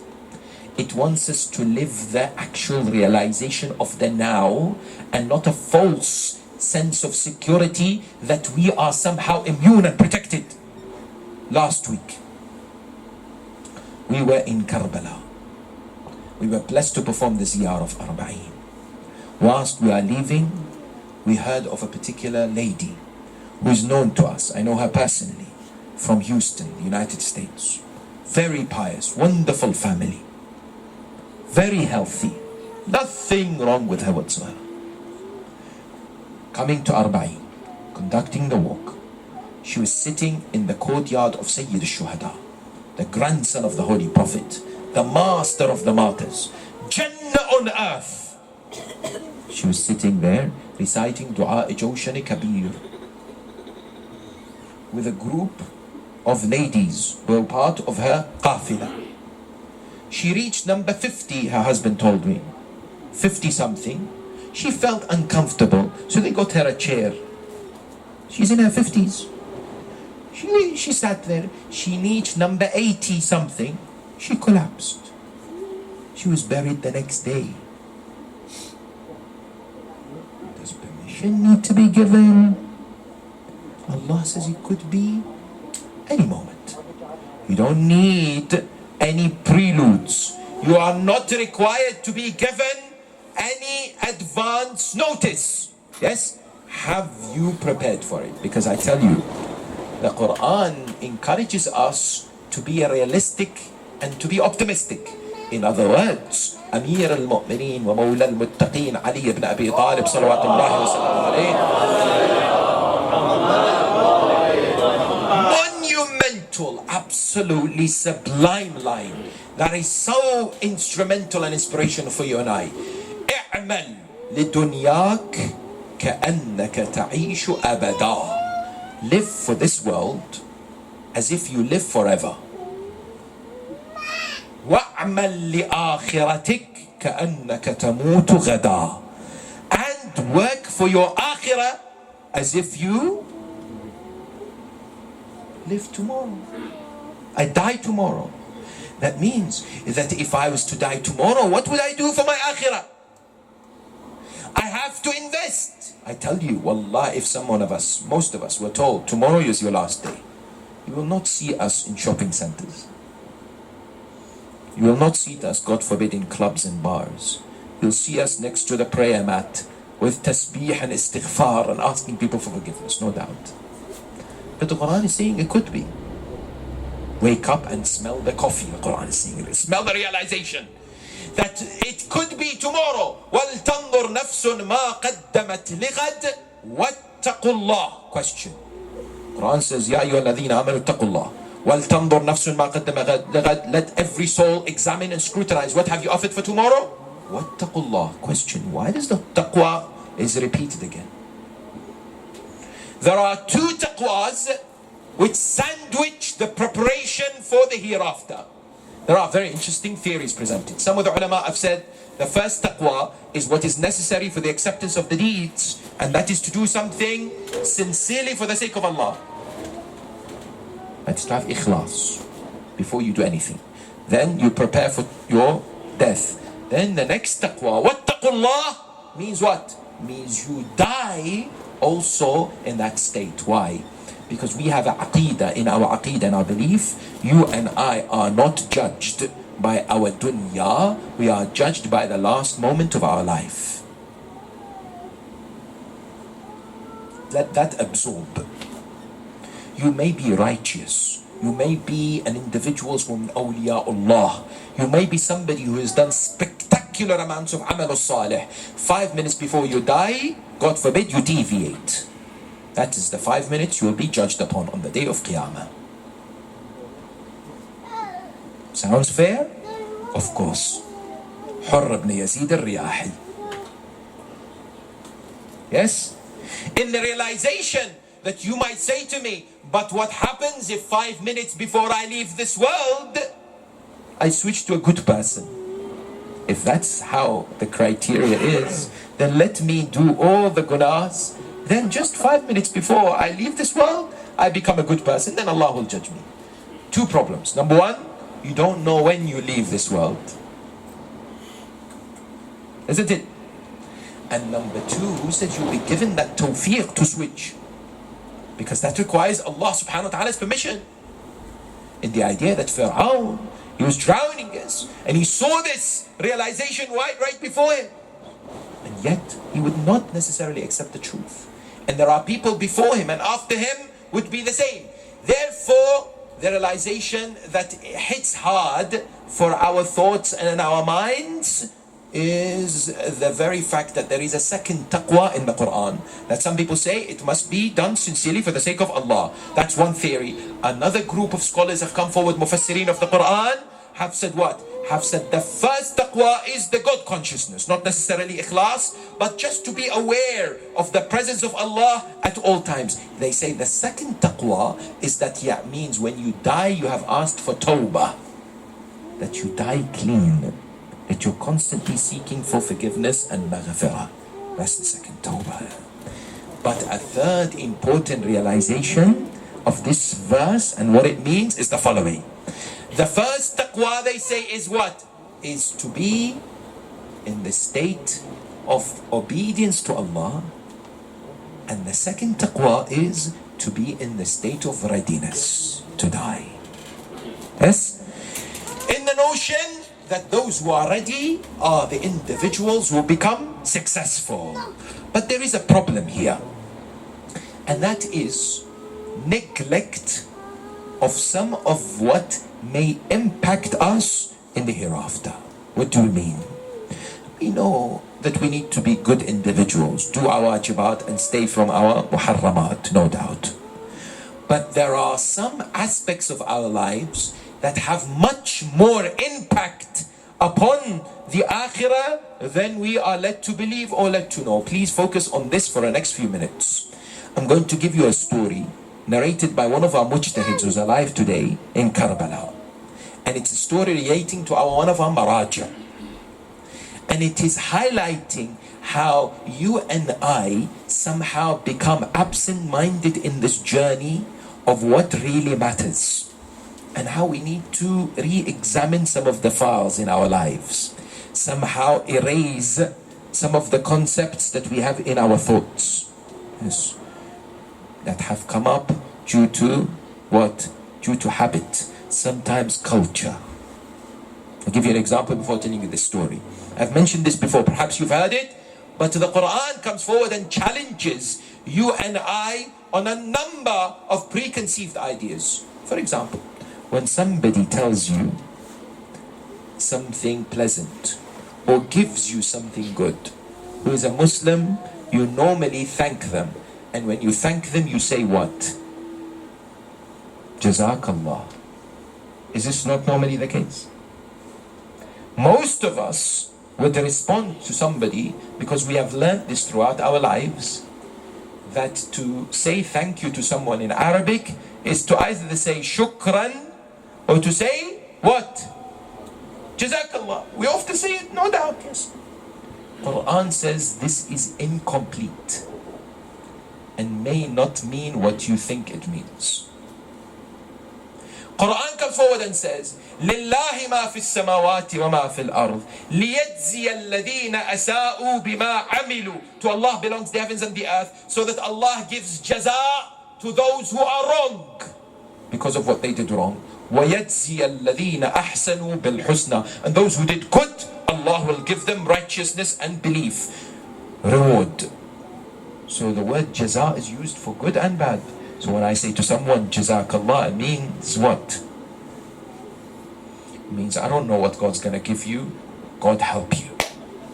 That's what it means. It means Allah may punish you or Allah may reward you. Because the word jaza in the Quran doesn't necessarily mean good. So when I say jazakallah, it's incomplete. What should I say? Jazakallahu khair. May Allah reward you with righteousness, with good, with reward that is deserving of your deed. Yes? Now, this particular alim is what? Is a great marja' al-taqleed. Ayatullah Mirza Hassan Shirazi, Ridwanullahi ta'ala alayh. One of our great ulama who issued a fatwa against the British, yes, in Iran to prevent the British from selling tobacco or from people from buying tobacco in that country, because it was not beneficial for the Muslims. And so Mirza Hassan Shirazi used to live where? In Samarra. He used to have a brilliant hawza in Samarra for many years. Samarra used to be the center of the Shia academic institutions, the hawza. And so what happened was, 3 Iranian pilgrims were traveling from Iran towards Hajj decided to visit the Marja' al-Taqlid, who is the most knowledgeable at that time in Samarra. They go to see him. They say to him, Mirza means what? Mirza means a Sheikh whose mother is Sayyida. That's what Mirza means, yes? Who is a Alawiyya, from the descendants of the Holy Prophet and the Ahl al-Bayt. They say to him, Mirza, we have a request. He said, what's the request? He says, and in order for you to understand this whole discussion, you need to pay attention for the next 5 minutes, because this story is a bit long, but it needs you to link everything, yes? Now, they say to him, Mirza what? They say to him, we have wealth. We have money that we've collected for the building and the renovation of the shrines of the Ahl al-Bayt. But we are not going to take it with us to Hajj, because it's a long journey and we don't wish to risk losing it. Can we leave this money with you? On our way back, we'll collect it. Then we will go to the shrines and we will build them. The Mirza Hassan said, very well, there is no problem with that. I'll take it from you. But you have to give it to my trusted accountant. His name is Jaffer, Haji Jaffer. I trust him, he holds all the wealth and he will look after it. They said, very well. They went to Hajj. May Allah subhanahu wa ta'ala give you all an opportunity and tawfiq to perform the pilgrimage. And Hajj is necessary, even if you've done it before. Go to Hajj, because I know in some communities, people will only go to Hajj once. And when you ask them why, they say, it's too expensive, it's too hot, Saudi, Yemen, they give these examples.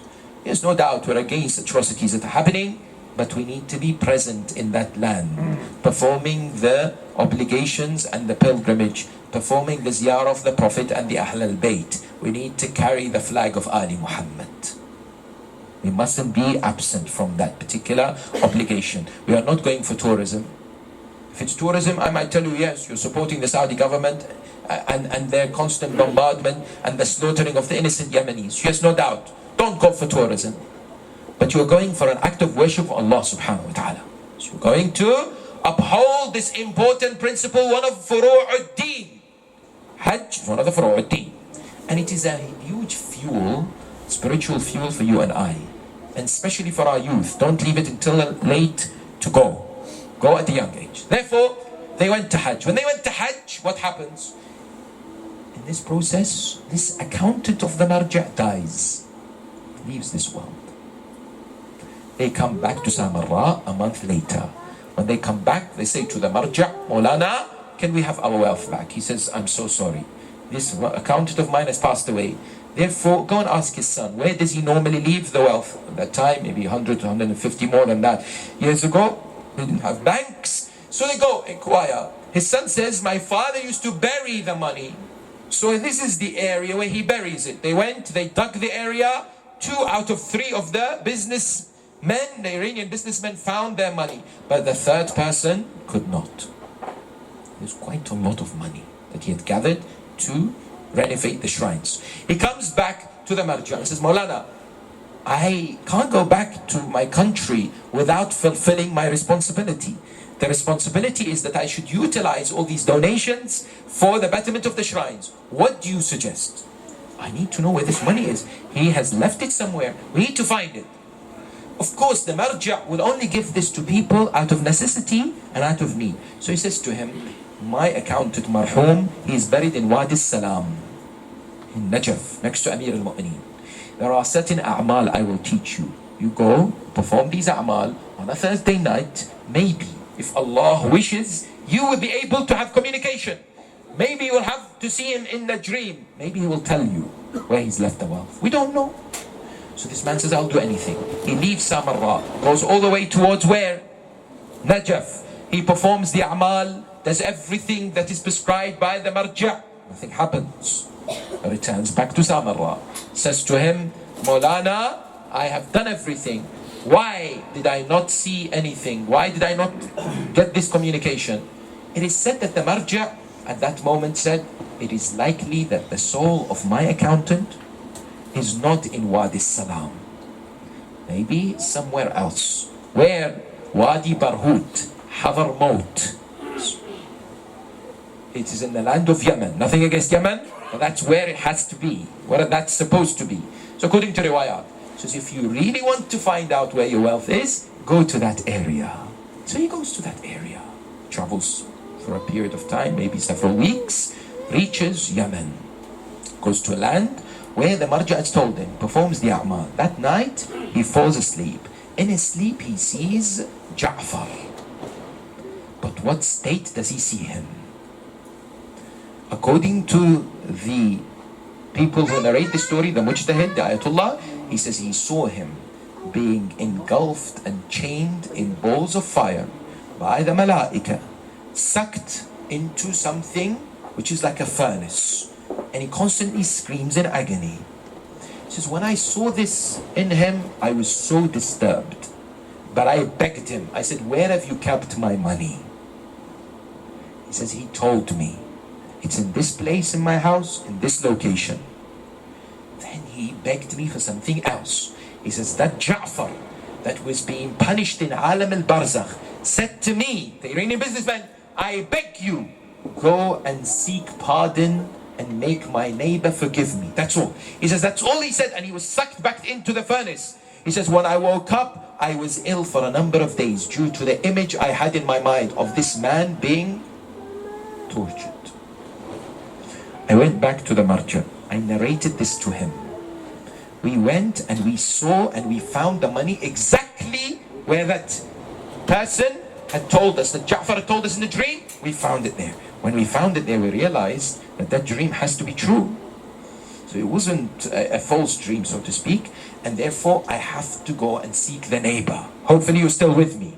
When he goes to the neighbor, who goes to the neighbor? The marja goes to the neighbor. Mirza Hassan Shirazi, Ayatollah Mirza Hassan Shirazi, goes and knocks on the door of the neighbor of his accountant, his previous accountant. The neighbor opens the door. Here is Marja al-Taqleed, standing at the door. Ajib, why are you coming to my house? I have to visit you. What has happened? He said, we've come to visit you and we have something to ask you. He said, you're very welcome. They sit down. So the Marja said to him, do you remember a few months ago, someone passed away who was your neighbor? He says, yes, I remember. He says, what's his name? He says, his name is Ja'far. He said, are you happy with him? He says, no. He says, why? Tell me why you're displeased with this neighbor of yours. He says, Maulana, I don't wish to talk ill of people who have passed away, which is a good trait, by the way. In Islamic teachings and akhlaq, we are told if someone has left this world, from the community, from the mu'mineen, do dhikr of their mahasin, of their good deeds. Don't talk about their bad deeds, because they're no longer here to defend themselves. Only speak about their good deeds. It's different if they're oppressors or people who are unjust.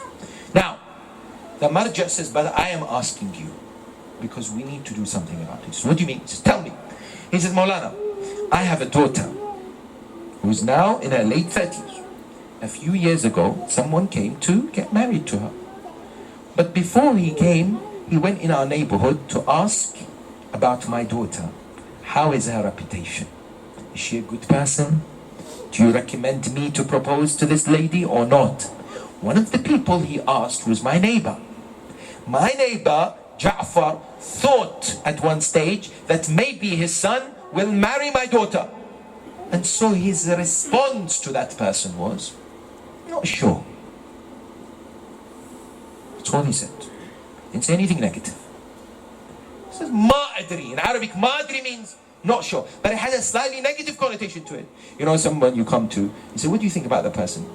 I can't really say. Not really sure. You say, oh, that means there's something. You know, and I love it when people use two things. Number one, they say, you know, I don't want it to be a backbiting, but they're a terrible person. As if somehow you give yourself immunity by saying, I hope it's not a backbite. Or they say, you know what, you know what, no, leave it. I don't like to talk about this person. Well, that means there's something to talk about. Yes? And the idea of wanting to give someone an indication that there is a negative thing to talk about this person. So this individual, would they say anything? He would say, you know what, I'm not sure. So He said, when that person heard, I'm not sure, he got the idea that there's something wrong with my daughter, and he decided not to marry her. When he decided not to marry her, the word went round in the community that there is something wrong with my daughter, and nobody wants to marry her now. Nobody wants to come close because they heard a rumor that there is something wrong with her, but we don't know what it is. Subhanallah, even before Facebook, there was fitna. Yes? So what happened was that this individual, this accountant Haji Jaffer, was being punished in Alamul Barzakh so extensively because of what? Because of that one word that he said. I'm not sure.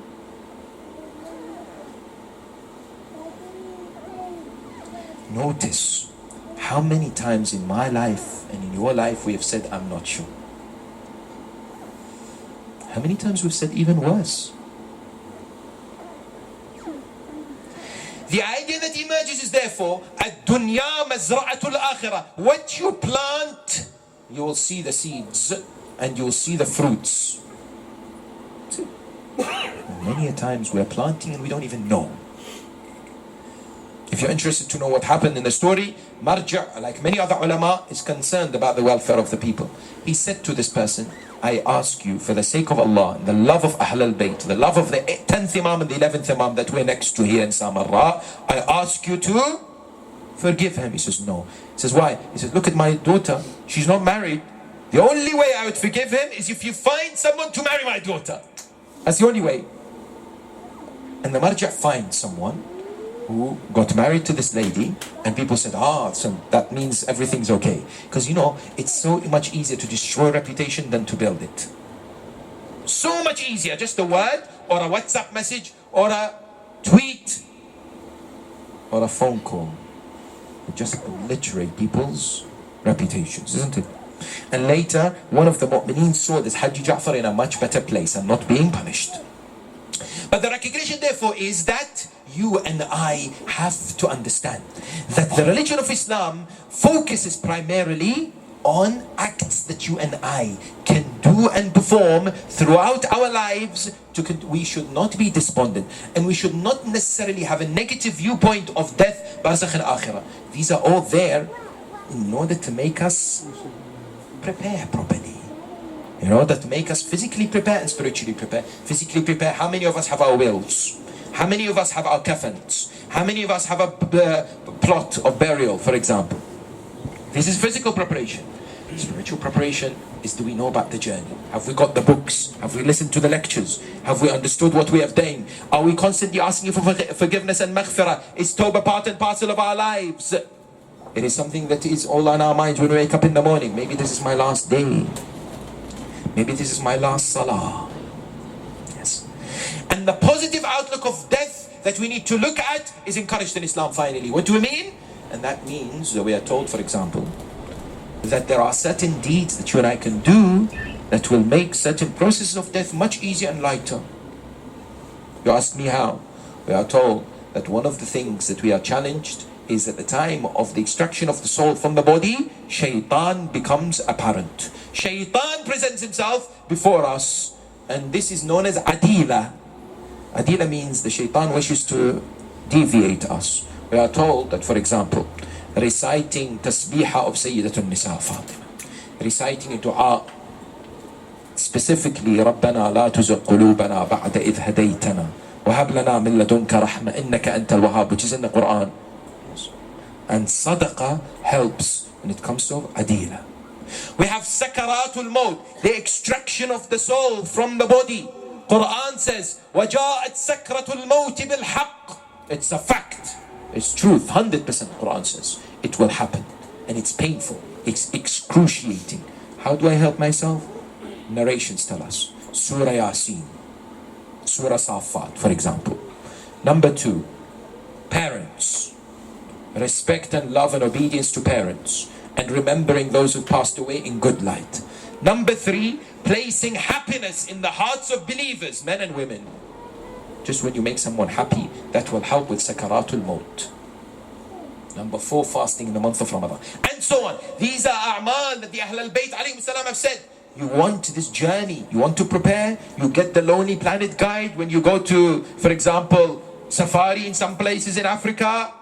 You need to also get not the Lonely Planet guide, you have the Quran and the Ahl al-Bayt for the journey of death and for the journey of Barzakh and Akhirah.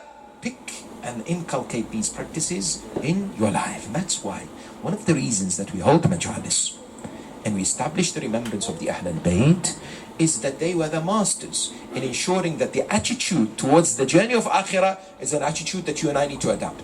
And come to Karbala and see how from young towards old, their understanding of death, Barzakh and Akhirah was monumental and indeed brilliant for others to follow. And the idea that Habib ibn Mudahir, the oldest, one of the oldest, on the 10th of Muharram, 75 years of age, on the day of Ashura, he's seen smiling.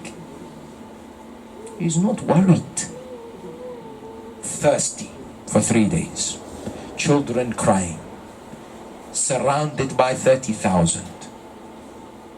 Yet Habib is seen smiling. I believe not just for one reason that he mentioned. They asked him, "Oh Habib, are you not worried?" He said, "Why should I be? A few moments and I am in Jannah." But there is a bigger reason. He's next to Abu Abdullah. How can anyone be despaired where they're next to Hussein? The ship of salvation, the lantern of guidance, and not just any. The 8th Imam says, the fastest ship of salvation, and the biggest in the oceans. And so you recognize Ashab al-Hussein, Ahlul Bayt al-Hussein, and Ansar al-Hussein are those who appreciate and have fully clocked what this journey is all about. I ask you, a 12, 13-year-old boy who has yet got to look forward all his life,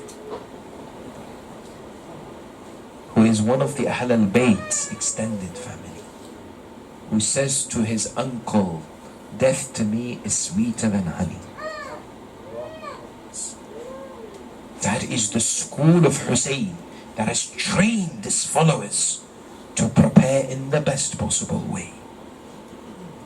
To be in preparation for this journey that's inevitable.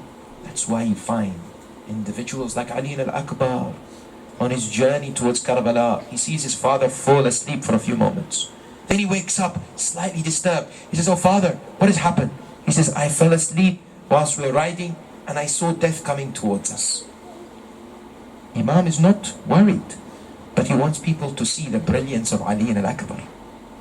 And so Ali al-Akbar says, "Oh father, I am not worried about death, whether we go towards it or death comes towards us." That is the University of Karbala. And that is why Abu Abdullah would give everything. That is why Hussein ibn Ali is the symbol of sacrifice. Today in the world that talks about giving and charity and donations and sacrifice, we ask them to look at Karbala and Abu Abdullah as the best example. And even the children, and even the youngsters, and even the babies were not spared. Even those children that were completely innocent and had not committed any crimes or violations, yet they tasted the sweetness of death with Abu Abdullah al-Hussein. Harmala ibn Kahil says that I made sure some of my arrows reached their target on the day of Ashura. Mukhtar al-Thaqafi, when he captured Harmala, he said to him, "How did you do that? Tell me. In which way did you make sure that your arrows reach its target?" He says, "There were important targets that I had to shoot, that I had to injure, that I had to inflict pain and suffering. Some I had to end their lives." He said to him, "Who? Where? And how?" Harmala said, "One arrow that reached its target is when I saw this young nephew of Hussein, 11 years of age, on the chest of his uncle. I saw him hugging him. I saw him speaking to him. I saw him crying when he saw the state of his uncle Hussein. Because this Abdullah, the son of Imam al-Hasan al-Mujtaba, was there in the last moments of Abu Abdullah, but was shaking when he saw Imam al-Hussein's face stabbed in such a way, when he saw the chest of Abu Abdullah with blood, when he saw the beard of Hussein drenched with his own blood from his head. But they would not spare the 11-year-old. And Harmala said, I shot an arrow, it pierced through his heart, and he was on the chest of his uncle. I slaughtered him. Who else did you slaughter? Who else did you hit? He says, I saw that man who went to the Furat to get water. I saw the son of Ali so eager to obtain the water that would quench the thirst of the children. He says, I saw Abbas helpless. He said, why? He said he was on his horse whilst his right and left were severed, and the water container was dripping because the arrows had been showered upon it. I looked at him and he was not knowing what to do, because now the water is no longer there.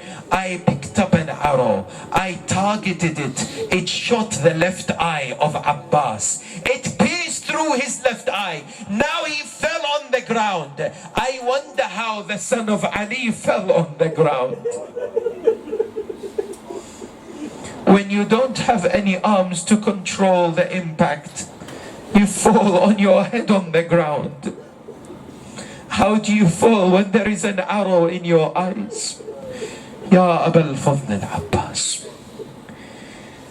Then Harmala said, I saw Hussein on the plains of Karbala, fighting like a lion, like a warrior. But then he stopped because someone had threw a rock on his forehead and the blood was pouring on his eyes. He took his clothes and abba. He wanted to wipe away the blood. Then I saw his chest exposed. I had a 3-pronged arrow. It had been immersed in poison. I shot it towards his heart and it pierced through the heart of Hussein. Now the heart of Hussein had an arrow through it. The arrow caused the blood to gush out. Hussein threw the blood towards the heavens. Not a single drop came down. Then he smothered his face with his blood. He called upon his grandfather, Ya Rasulallah, I wish to meet you in this state. You can see my blood on my face so that you'll know who did this to me. Oh, Mukhtar, the 4th arrow that I will describe to you was a difficult one. He says, why? He says, I saw Hussein approaching us. When he approached us, he had something under his abba. He had covered something. Mukhtar says, why was he covering that something? He said he was so in love with that thing. He didn't want the sun to strike it. He was covering that young baby of his. Ya Aliyan al-Azghar. He was covering him with an abba. He came to speak to us. Mukhtar says, what did Hussein say? He says he spoke to us and said, oh, the people of Umar ibn Sa'ad and Yazid, this is the grandson of Rasulullah. He had not had any water for a long time. He has stopped crying for a number of days. Here, come and take him, feed him, quench his thirst. Mukhtar said, then I saw Hussein bring out his 6-month-old Asghar. His 6-month-old now was on the hands of Hussein. Hussein stretched his arms. He said, take him, feed him. This is the blood of Rasulullah. This is the flesh of Rasulullah. As I looked at him, Umar ibn Sa'ad said to me, oh Harmala, what are you waiting for? He said, what do you want me to do? He said, look at the army. They are disputing. Should we feed him? Should we kill him? Harmala said, what do you want me to do? He said, I want you to stop this discussion. Slaughter him. End his life. He says, I looked at Asghar. I looked at that baby. Where shall I shoot him? Where shall I slaughter him? I looked at his neck. His neck was white. He was indeed silent. I looked at an arrow, the arrow that I used to slaughter an adult, an arrow that I have drenched in poison, an arrow that slaughters the camel. I looked at him. That moment, it took only a few seconds where I saw him flap his hands like a bird that was slaughtered. I saw the arrow pierce through his neck. Imam al-Hussein looked at his asghar. His asghar looks at Hussein. The eyes look at the eyes. Asghar saying, Father, Father, I cannot say anything, but this is the farewell. Oh Father, I can feel the arrow in my throat. Aba Abdullah throws the blood of Asghar. He hears the cries from the heavens. Oh Hussein, don't worry. We have malaika who are welcoming him. They will nurse him. The blood is received by the malaika. That moment Hussein cries, Hawwana ma nazala bi annahu bi'ayn Allah. It is seen in the eyes of Allah. That is why I can withstand it. That's the only reason I can see my 6-month-old slaughtered. Ridan biqada'ik, tasliman bi'amrik. But I ask you, there is one thing looking at your baby slaughtered, and another giving your baby back to the mothers. The narrations say that Aba Abdullah had his asghar under his aba. He walked back, his head down on the ground. Sayyida Zainab emerges. Now the mother Rabab cannot go out.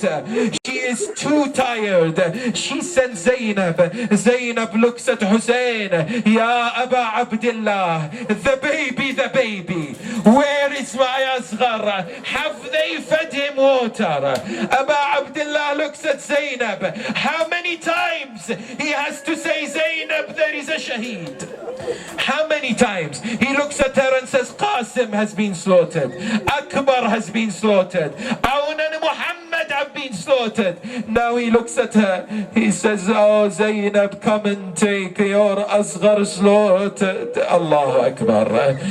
Now asghar is given. Yes, is given to Sayyida Zainab, Ummul Masa'ib. How did she present this news to Rabab? That night, Sham Ghariba. Yes, she looks at for Rabab. Rabab is not there. She looks towards the plains of Karbala. She sees Rabab on the plains of Karbala. One time walking towards the right, another towards the left, as if she's looking for something. She calls him, oh Rabab, oh Rabab, what are you looking for?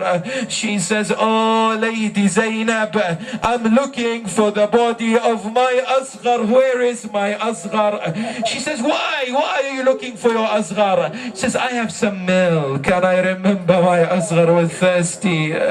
He died thirsty. I want to quench his thirst. At that moment, Rabab looks at the plains of Karbala, says, oh plains of Karbala, you have the body of my asghar.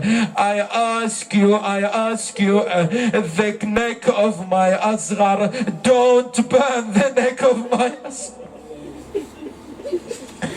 I ask you to be merciful to the bruised neck of my asghar. Please, oh asghar, oh asghar, oh asghar, oh asghar, how I long to see you. I leave you with this line, that when Imam Zain al-Abidin came to bury the body of his father, Aba Abdullah, when he lowered the body, the narration says he went out of the body. He came back, then he placed something on the grave of Imam al-Hussein. He had still not closed the grave. Bani Asad said, Ya Zain al-Abidin, what did you put inside the grave? He said, I heard a cry from the grave, oh my son Ali, bring me my baby, place my asghar on my chest, but please be careful.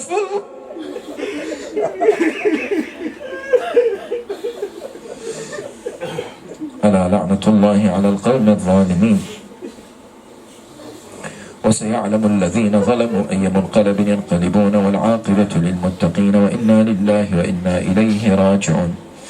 We pray to Allah subhanahu wa ta'ala to grant us tawfiq to be of the individuals who prepare for the journey of Akhirah and individuals who follow the teachings of the Quran and the Ahl al-Bayt. We pray to Him subhanahu wa ta'ala to enlighten our hearts with ma'rifah and indeed the best of preparations for Barzakh and the day of Qiyamah. We pray to Him subhanahu wa ta'ala to accept our deeds, to accept our majalis of Azaf Aba Abdullah. Grant us the opportunity to perform the Hajj and the ziyarah of Imam al-Hussein alayhi salam and the shrines of all the Ma'soomeen. Ya Allah, forgive our sins. Allow us to establish majalis throughout the year.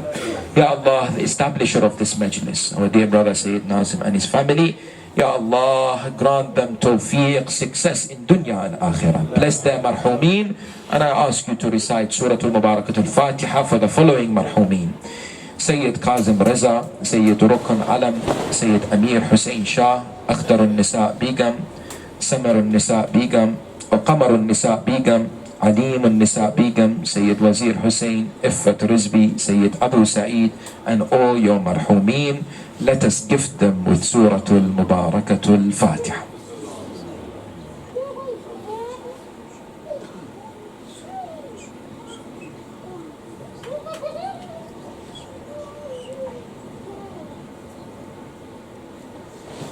Ya Hussein. Ya Hussein. Ya Hussein. Ya Hussein. Ya Hussein. Ya Hussein. Ya Hussein. Ya Hussein. Ya Hussein. Ya Hussein. Ya Hussein. को कत्ल का मिलाए हुसैन जब रोते हुए फरात ने देखे वो सूखे लब असगर के होठ सूखे हुए प्यास के सबब देखे तो खुद पुकार के बोला जहां का रब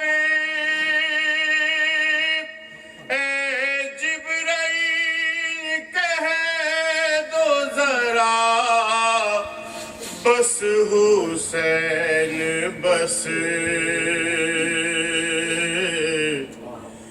अब इम्तिहान खत्म हुआ बस हुसैन बस अब इम्तिहान खत्म हुआ बस हुसैन बस अब इम्तिहान खत्म हुआ बस हुसैन बस सोज़े अलम से अर्श पे रोते थे अंबिया चिल्ले में तीर जोड़ रहा था जो हुर्मला इस इम्तिहान सबीर पे खुद मौत ने कहा कानों के महलका को बचा बस हुसैन बस अब इम्तिहान खत्म हुआ बस हुसैन बस अब इम्तिहान खत्म हुआ बस हुसैन बस अब इम्तिहान खत्म हुआ बस हुसैन बस साजिगर फिकार थे मूसा थे अश्कबार یعقوب دے رہے تھے صدا رو کے بار بار، کرب و بلا میں کی یہی ایوب کی پکار، منہ کو گلے جانے لگا بس حسین بس، اب امتحان ختم ہوا بس حسین بس، اب امتحان ختم ہوا بس حسین بس، زینب جو اپنے بچوں کے مرنے پہ چپ رہی، جو واقف مزاج شہ تشنا کام تھی، اس وقت اس کے صبر کی دیوار گر گئی، گولی گرا کے سر سے ردا بس حسین بس، اب امتحان ختم ہوا بس حسین بس، اب امتحان ختم ہوا بس حسین بس، میرا باب جھولے سے لپٹی یہ کہتی تھی، یا رب مجھے عزیز ہے اصغر کی زندگی، کچھ بھی تیری کنیز نے مانگا نہیں کبھی، دے حکم شہ کو میرے خدا بس حسین بس، اب امتحان ختم ہوا بس حسین بس، اب امتحان ختم ہوا بس حسین بس، آخر ریحان آزمی دی رب نے یہ صدا، ہے امتحان صبر کی شبیر انتہا، جبریل بولے اب ہے یہی مرضی خدا، کرب و بلا سے عرش پہ آ بس حسین بس،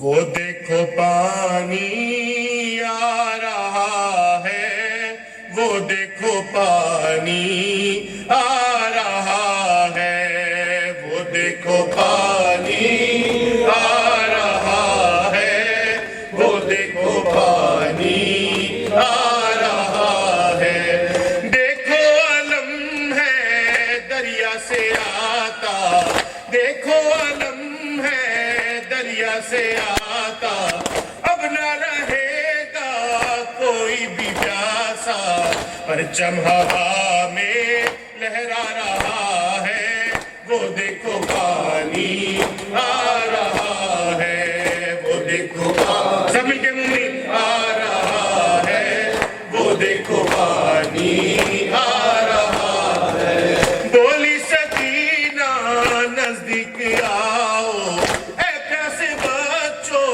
کوزے اٹھاؤ، بابا چچا کو گھر لا رہا ہے، وہ دیکھو پانی آ رہا ہے، وہ دیکھو پانی آ رہا ہے، وہ دیکھو پانی آ رہا ہے، حلقہ بنا لو کوزے اٹھا لو، حلقہ بنا لو کوزے اٹھا لو، جو سو گئے ہیں ان کو جگا لو، خود چل کے دریا اب آ رہا ہے، وہ دیکھو پانی آ رہا ہے، وہ دیکھو پانی آ رہا ہے، جو دیکھو پانی آ رہا ہے، جو سب سے چھوٹا گھر میں ہے بچہ، جو سب سے چھوٹا گھر میں ہے بچہ، پہلے اسی کو پانی ملے گا، اصغر ہے پیاسا گھبرا رہا ہے، وہ دیکھو پانی آ رہا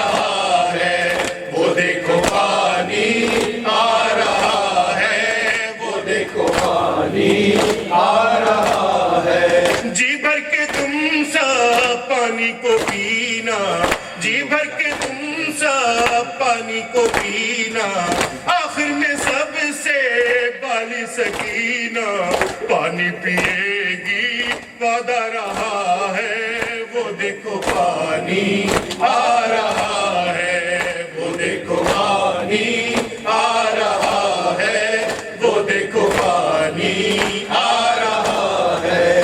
دیکھو زمین پر گرنے نہ پائے، دیکھو زمین پر گرنے نہ پائے، پانی چچا ہے محنت سے لائے، وقت مصیبت اب جا رہا ہے، وہ دیکھو پانی آ رہا ہے، وہ دیکھو پانی آ رہا ہے، وہ دیکھو پانی آ رہا ہے۔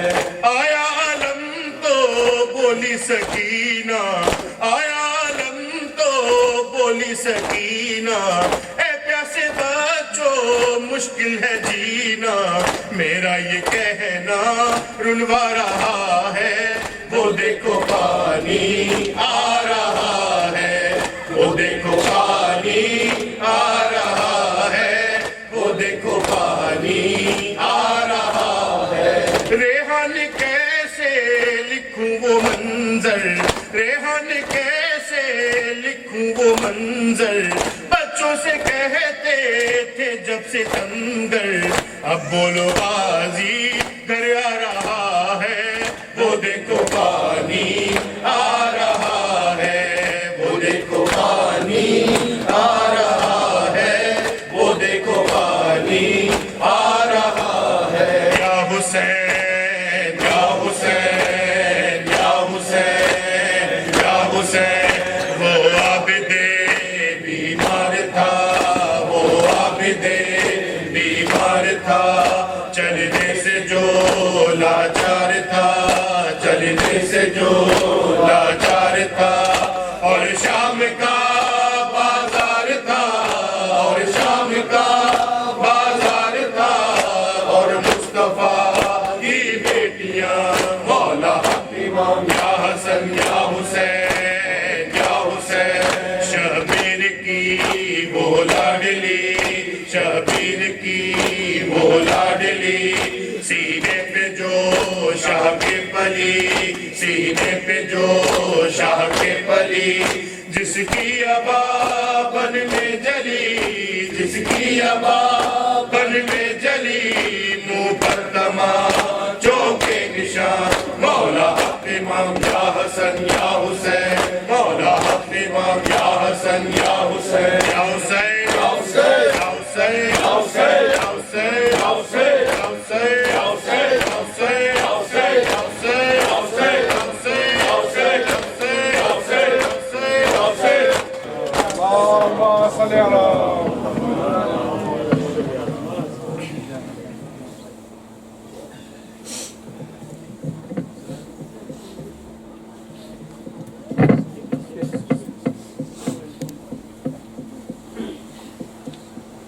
صلى الله عليك يا رسول الله، صلى الله عليك يا حبيب الله، صلى الله عليك يا خاتم الأنبياء ورحمة الله وبركاته.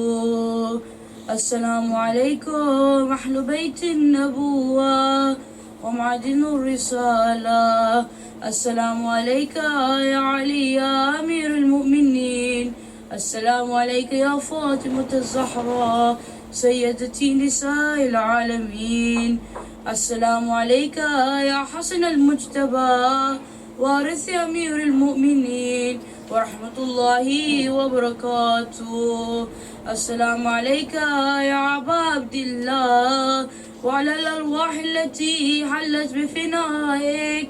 عليكم مني سلام الله أبدا ما بكيت وبكي الليل والنهار ولا جعله الله آخر العهد مني لزيارتكم. السلام على الحسين وعلى علي بن الحسين وعلى أولاد الحسين وعلى أصحاب الحسين. خصوصا سيدي مولاي أبو الفضل العباس بن أمير المؤمنين وقاسم بن الحسن ومسلم بن عقيل وهاني بن عروة وحبيب بن مظاهر وهر شهيد الرياحي. السلام عليكم جميعا ورحمة الله وبركاته. السلام